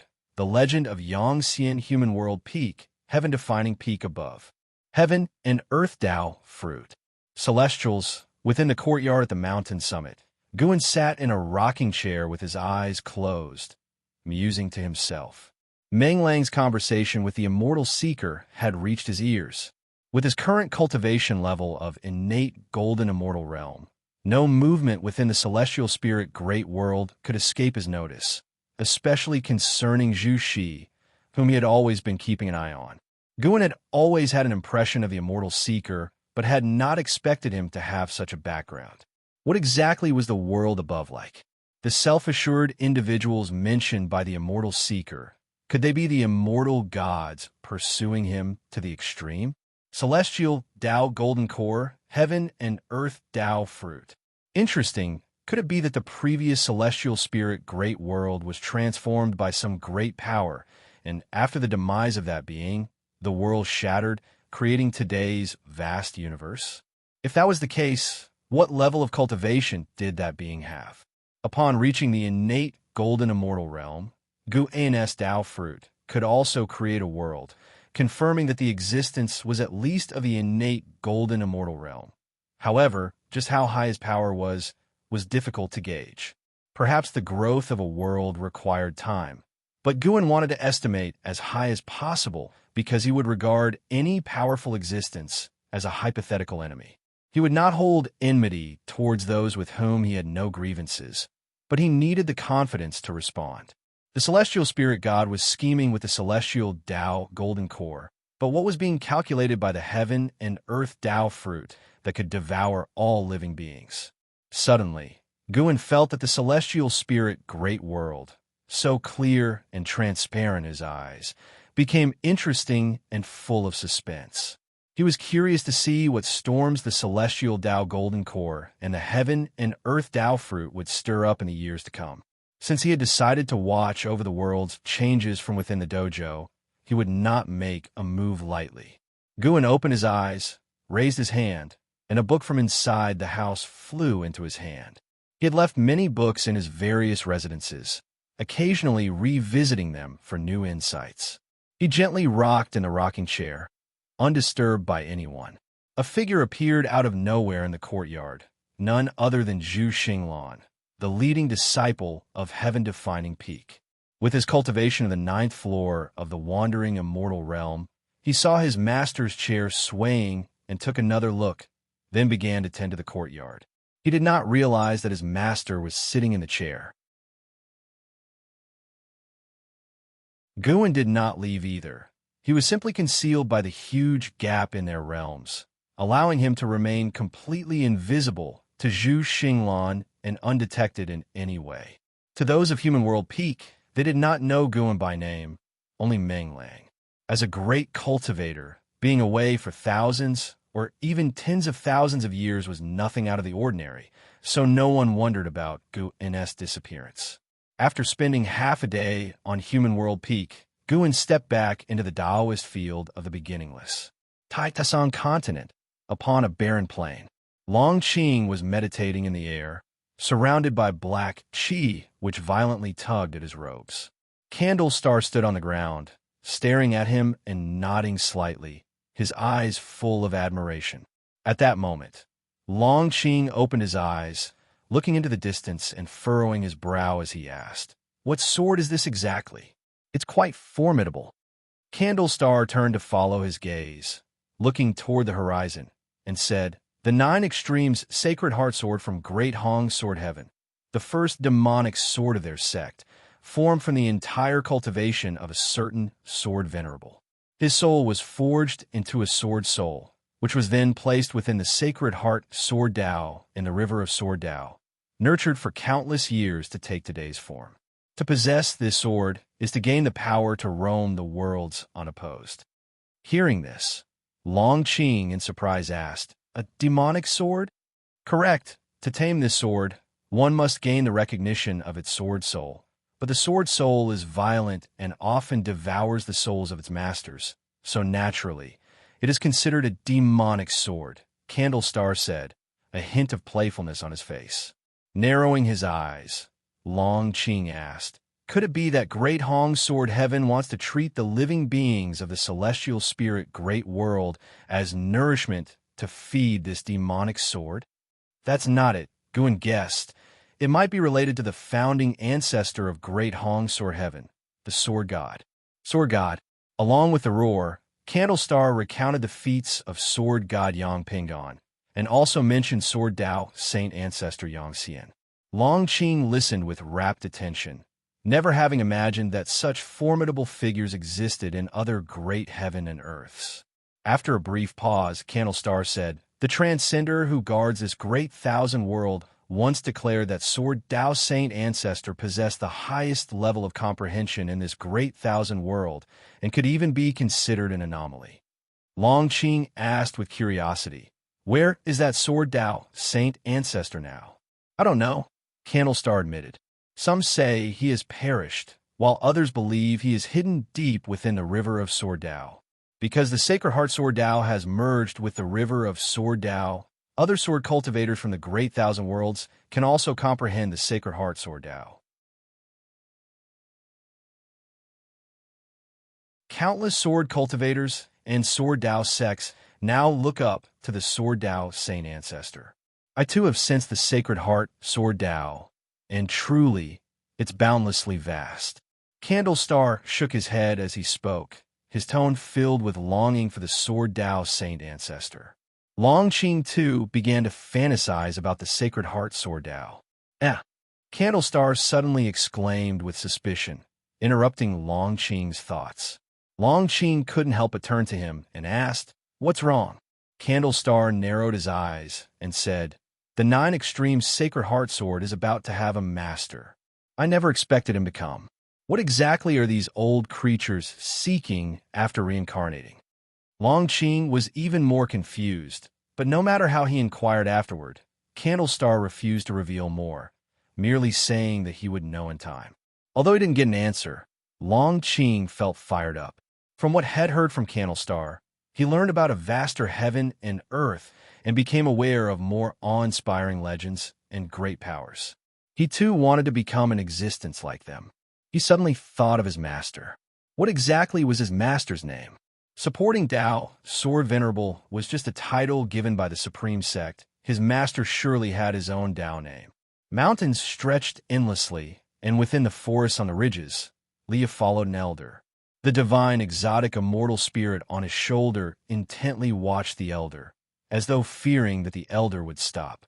The elder wore white clothes under a black robe, a bright red belt wrapped around his clothing. His white hair was tied under a jade crown, and even with an aged face, he still had a noble aura. On the elder's back was a sword case with a piece of talisman paper attached, its blood-red characters faintly glowing with a cold light. The elder suddenly stopped walking, startling Leah into halting as well. "You wouldn't think of snatching the sword from me with your Nirvana realm cultivation level, would you?" the elder asked Leah without turning around. Leah took a deep breath and said, "Of course not, but having witnessed your power, I wish to take you as my master to cultivate the most powerful Sword Dao." His eyes burned with fervor. The astonishing great battle he had witnessed still echoed in his mind. The image of the elder suppressing the crowd with a single sword strike made a profound impression on him. He had heard from a senior observer that among the great cultivators vying for the divine sword was a powerful being who stood at the 9th heaven of the immortal path. But when he learned such a formidable figure had taken action, he completely abandoned the thought of seizing the sword, adopting more of a spectator's mentality instead. However, the great power of the 9th heaven that he intended to observe ended up defeated, and the defeat was an utter disaster. After the elder left with a divine sword, Leah could still feel the divine sword's guidance, and so he followed. How could the elder not notice his pursuit? When Leah actually managed to keep up, he started to feel hopeful, thinking that perhaps the other party wanted to give him a chance. The elder turned to face Leah and said, "To take me as your master is not impossible. The karma on you is complex, as if someone has altered your fate. Precisely because of that, you should have better comprehension towards the Tao of karma and destiny. I might even pass on this 9 Extremes Sacred Heart Sword to you." But Leah immediately asked, "But what?" Hearing that he could possess the sword, his breathing quickened.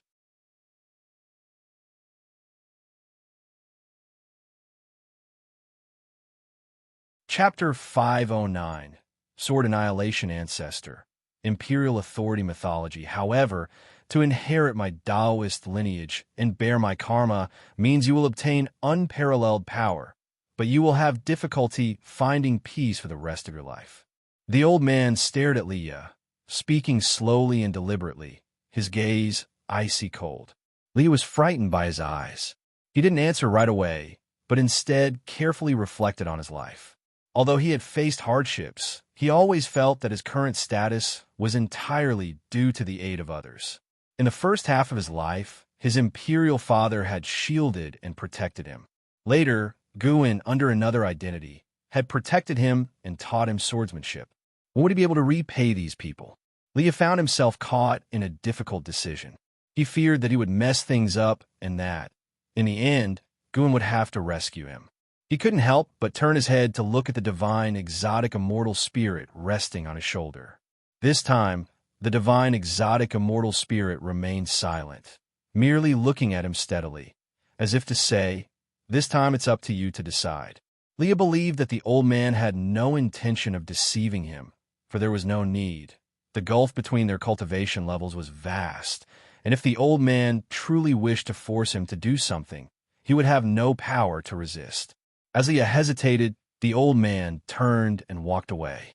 Leah fell to his knees and kowtowed in the direction of the old man's retreating figure, shouting loudly, "Master above, please accept your disciple's bow." The old man stopped in his tracks and then slowly turned around. He looked at Leah with an expressionless face and said, "Remember, my Taoist name is Sword Annihilation. Many refer to me as the Sword Annihilation Ancestor." Having said this, the Sword Annihilation Ancestor continued to walk away, and Leah quickly got up and followed his pace. Excitement was unmistakable on Leah's face. He stared at the back of the Sword Annihilation Ancestor, with many questions he wanted to ask, but he restrained himself. There is plenty of time ahead. Having seen the Sword Annihilation Ancestor's actions, he felt that the Sword Annihilation Ancestor was a rare existence that could match up to Guin. Of course, it was only his feeling because he thought the Sword Annihilation Ancestor didn't use his full strength when he claimed the 9 Extremes Sacred Heart Sword with such an ease and calmness. Such demeanor reminded him of Gu, and when he transformed into the supporting Tao Sword Venerable. Little did he know, Guin was listening in on his thoughts secretly. "Comparing me to the Taoist Zhang Zizai Immortal?" Guin, who was picking medicinal herbs in the Taoist field of the beginningless, laughed, but this Sword Annihilation Ancestor had quite a reputation. He must have an even stronger true form. Guin had encountered his true form before, back when he had broken through to become the profound Yuan-free Immortal. At that time, the skull that devoured the free Immortal had made a lasting impression on Guin. The aura of that skull was identical to that of the Sword Annihilation Ancestor, and from the perspective of karma, they originated from the same source. The mere fact that a clone possessed the cultivation level of a Taoist Zhang Zizai Immortal made him wonder just how powerful the Sword Annihilation Ancestor's true form was. Ever since Guin defeated the battle court, the celestial spirit Great World seemed to be distancing itself from the catastrophe of outer heaven. In reality, more beings of the Tao Fruit realm had infiltrated the celestial spirit Great World, behaving more covertly, probably out of fear of Guin. Every choice has its pros and cons. His own lifespan reincarnation had left behind unfavorable karma, but within the life he could control, he had always done good deeds. He was satisfied with that and never tired of it. Guin's mood became increasingly cheerful, and he began to give pointers to the ghost mother of Ephemera following him. Although the ghost mother of Ephemera had lost her freedom, she did not slack off because she saw greater hope. She even felt that her current life was better and more meaningful than before.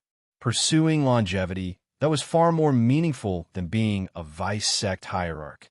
The ghost mother of Ephemera made note of every word Guin said and pondered them deeply. Guin knew what she was thinking, but he never spelled it out. He let her muse wildly, thinking maybe she might stumble upon something significant. An hour later, Guin finished picking herbs And then he had the ghost mother of ephemera sow the seeds while he walked to his own loft, ready to take a nap. Even innate golden immortals can sleep, and Guven occasionally enjoyed dreaming, finding enlightenment in his dreams a particularly interesting experience. The white clouds above drifted slowly, yet in the blink of an eye, one might feel they moved quickly. The passage of time in the human world is the same. 1,000 years, like those clouds, is both fast and slow. It seems quick to cultivators, but slow to mortals. On an early summer day, at high noon, in the Taizong dynasty, within the Zhangzhou imperial city, in the imperial study, Li Xiandao held a petition, his face expressionless. He had been the emperor for over 4,000 years. His long-standing and domineering rule had become mythologized in the hearts of the people. The commoners were unfamiliar with the name, supporting Dao, sword venerable, unaware of the great cultivators of the immortal cultivation realm. In their eyes, he was a living immortal. At this moment, two people were kneeling in the room, their heads bowed and bodies tense, one of them sweating profusely on the forehead. After a while, Li Xiandao looked up.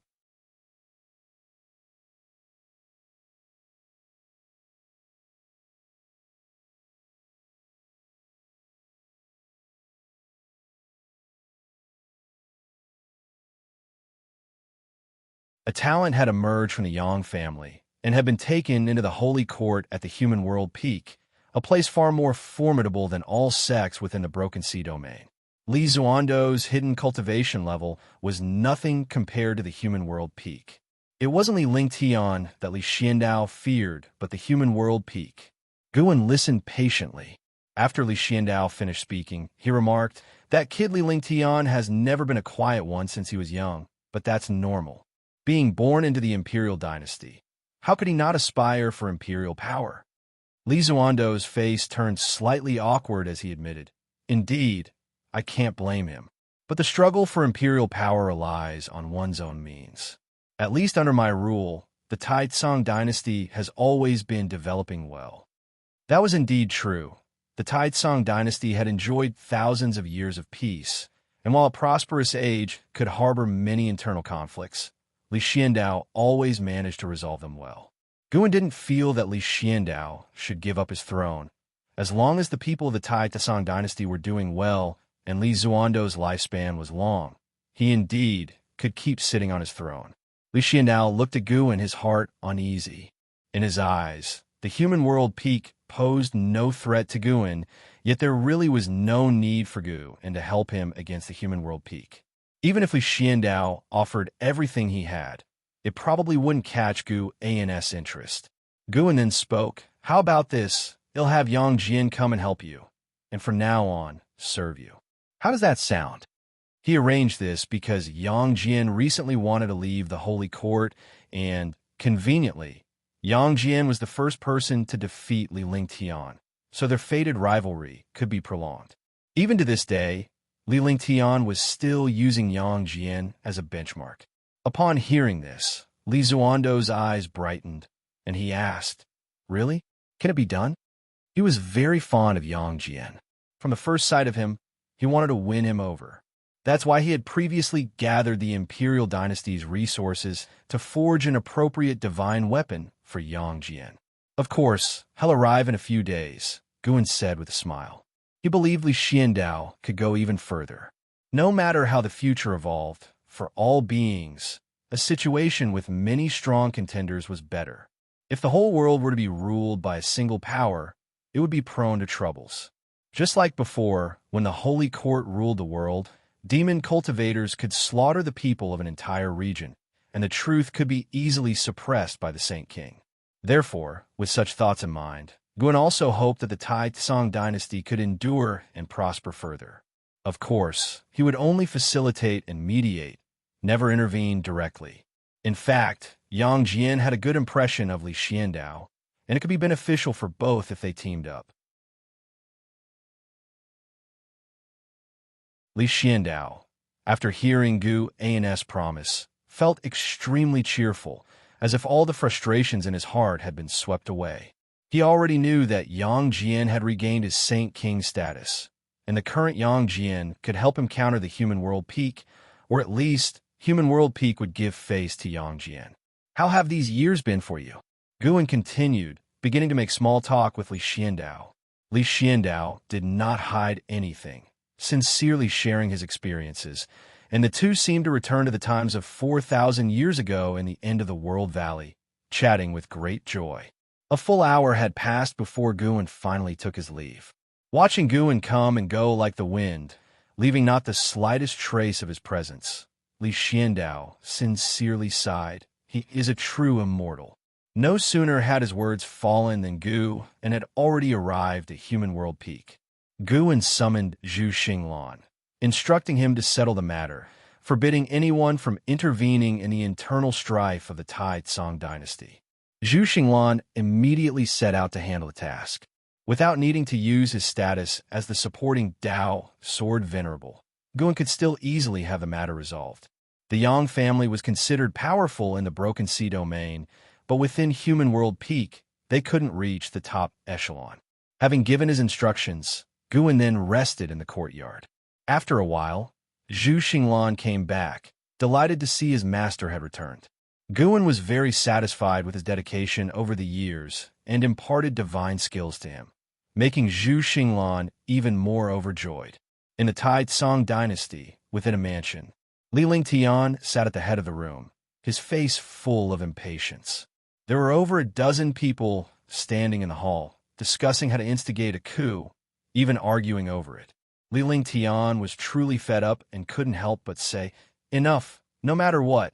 He is still my father, the emperor. At most, he'll seize power, but it's impossible to harm him." As soon as these words came out, everyone fell silent and then looked towards him.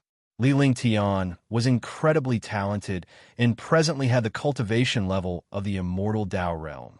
His presence was strong enough to command attention. Do you not realize what imperial power means to your father, the emperor? A struggle for the throne cannot be without casualties. An imposing voice came from outside the hall as a man in white walked in with the sunlight behind him. People turned their heads to look, all showing expressions of joyful surprise. An elder, thrilled, said, "Yang, you finally returned." Yang, the top talent of the Yang family and a disciple of human world peak. He was handsome and elegant, with an extraordinary demeanor. His mere entrance was enough to dissipate Li Lingtian's aura. Li Lingtian frowned slightly as he looked at Yang. He resented and was wary of Yang.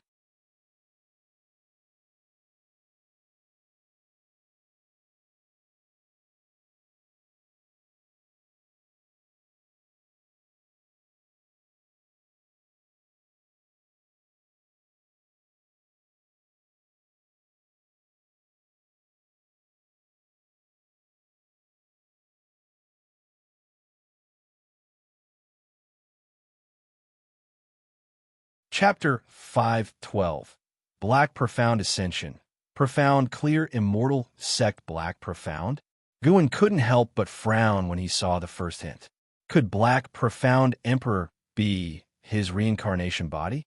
He thought back carefully about the encounter Xianxia had with Black Profound Emperor, who never revealed his true face, making it hard to judge.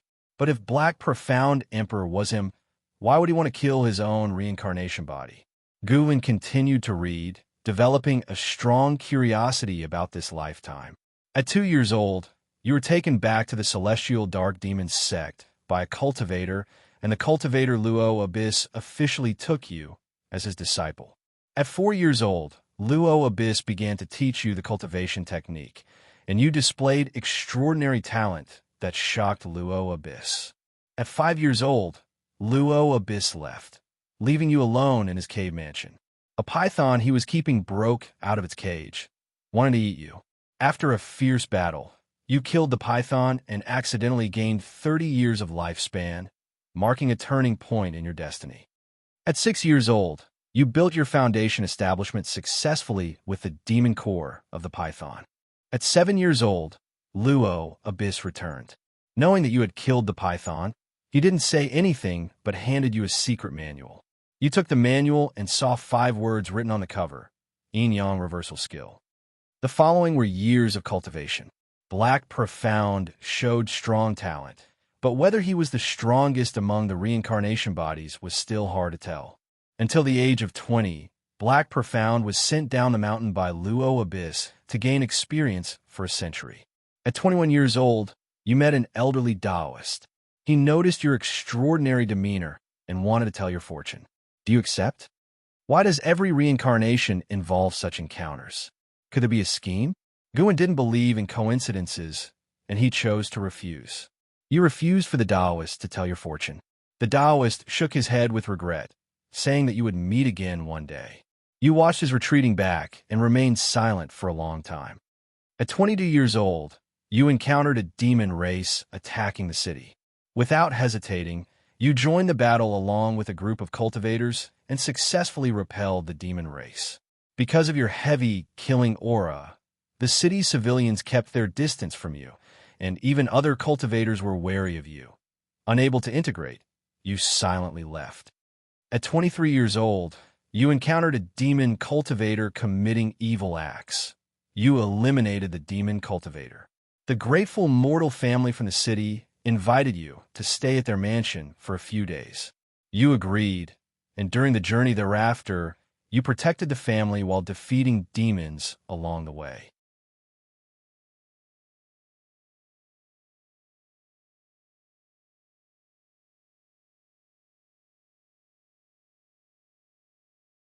Outside, the cave wasn't the glacier anymore, but a world resembling the immortal realm, filled with abundant spiritual energy that astounded you. Just as you were immersed in the magnificent scenes of nature, a white-robed woman resembling a fairy descended from the sky and landed beside you.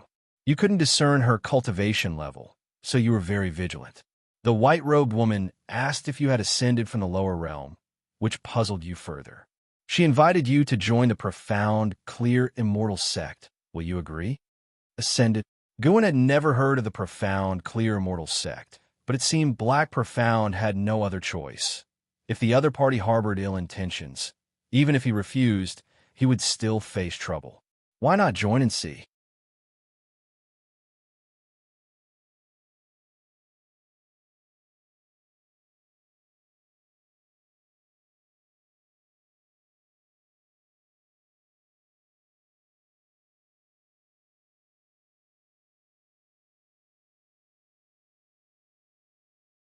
Fortunately, they continued to encounter amazing adventures until they were over 500 years old, when both returned to the profound, clear, immortal sect and entered into seclusion. The next 500 years passed even quicker. Yet, the event Guan feared still occurred. At 1,347 years old, while in seclusion, you felt a terrifying pressure.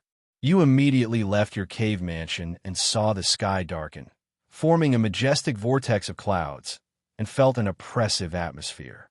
Soon after, you saw a pair of eyes and then heard an authoritative voice claiming he was the god of destruction from the celestial court, stating that there were unusual intrusions in this great world that must be cleansed. As his voice fell and the earth shook, you immediately went to find Fairy by Xian. You managed to find her and wanted to take her to flee, but she decided to stand or fall with the profound, clear, immortal sect. You were caught in an inner struggle, wondering whether to stay and protect the profound, clear, immortal sect. Celestial Court, God of Destruction. Guan frowned tightly. This god of destruction might be a terrifying being like the celestial spirit god, and it seemed the celestial spirit great world had shattered because of the celestial spirit god. How could the profound, clear, immortal sect resist such a terrifying entity? But how could Black Profound flee and still face the profound, clear, immortal sect? Forget it. Might as well die together. Consider the million-year lifespan wasted. To embrace death with a loved one. Even if life is short, insights can still be obtained. You chose to stay and protect the profound, clear, immortal sect, which deeply touched Fairy by Xian. She seemed to think of something and pulled you flying to a place. On the way, you saw countless great cultivators from the profound, clear, immortal sect rushing toward the giant eye in the sky, only to be extinguished one after another. This sequence of events made you feel so insignificant. Following Fairy by Xian's lead, you discovered that you had come to the cave where you had first crossed into the profound, pure great world. Fairy by Xian explained that the reason she had recruited you into the immortal sect at first sight was that her deceased father had claimed that this cave held an immortal fate. Someone who had once saved the profound, clear, immortal sect had emerged from this cave mansion. She hoped you could return to your original world. You said you didn't know how to go back when you saw Fairy by Xian pulling out a jade pendant. You felt something was wrong and tried to snatch the jade pendant, but Fairy by Xian forcibly pushed you into the cave. She then threw the jade pendant after you into the cave. You felt a familiar and long-missed powerful force behind you. Looking back from afar, you saw Fairy by Xian at the cave entrance, her face filled with reluctance as she watched you.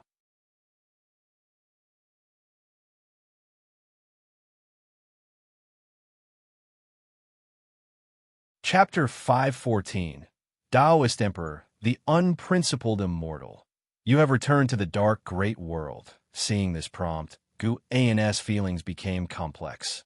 He had originally thought that Black Profound would die because of Fairy by Xian, but he had not expected that in the end, it was Fairy by Xian who saved Black Profound. Fairy by Xian did not abandon everything for love, nor did she let Black Profound bear her responsibilities. Even Gu and was moved by Fairy by Xian and felt that she was worthy of the identity of an immortal sect disciple. Since there was no choice to be made, the prompt continued. Having returned to the dark great world, Black Profound chose the path of extremity, beginning to slaughter demons and slay monsters wildly. In less than a century, he had fought his way back to the celestial dark demon sect. He headed straight for the vice sect hierarch, seeking to avenge his master. Everyone who tried to stop him was executed. In the end, he brought about the collapse of the celestial dark demon sect. No one dared to block his path, with the sect hierarch himself begging for mercy on behalf of the vice sect hierarch, revealing that the vice sect hierarch was his own younger brother. To this, Guan chose not to show mercy, for Black Profound needed to avenge the Luo Abyss for his master. Besides, without the pursuit of the celestial dark demon sect, how could Black Profound have been forced into the profound, pure great world? Good and evil will eventually be repaid. The celestial dark demon sect had this tribulation coming. As for Black Profound, he too would face his karma. If there was cause and effect, even death would only mean his skills were inferior. Black Profound grew rapidly, but he never encountered the other two reincarnations of Gu in the dark great world, Chu Lu and Xianxia, which made him doubt whether Black Profound was indeed the Black Profound Emperor. Guan sat up from the tree trunk. He was currently in the dojo.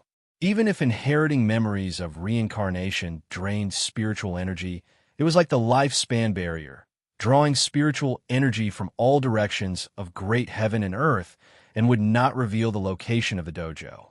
In this world today, every day, there were great cultivators breaking through. The commotion was already significant, so the disturbance caused by inheriting memories would not cause panic among all beings. Down below, Celestial Cyan and Tian Bai were still practicing swordsmanship and did not notice Gu in sitting up. When the prompt regarding reincarnation reached 2,000 years later, Black Profound finally encountered a catastrophe. At 2,132 years of age, you reached the 9th heaven of the immortal path in cultivation level, alarming the whole world.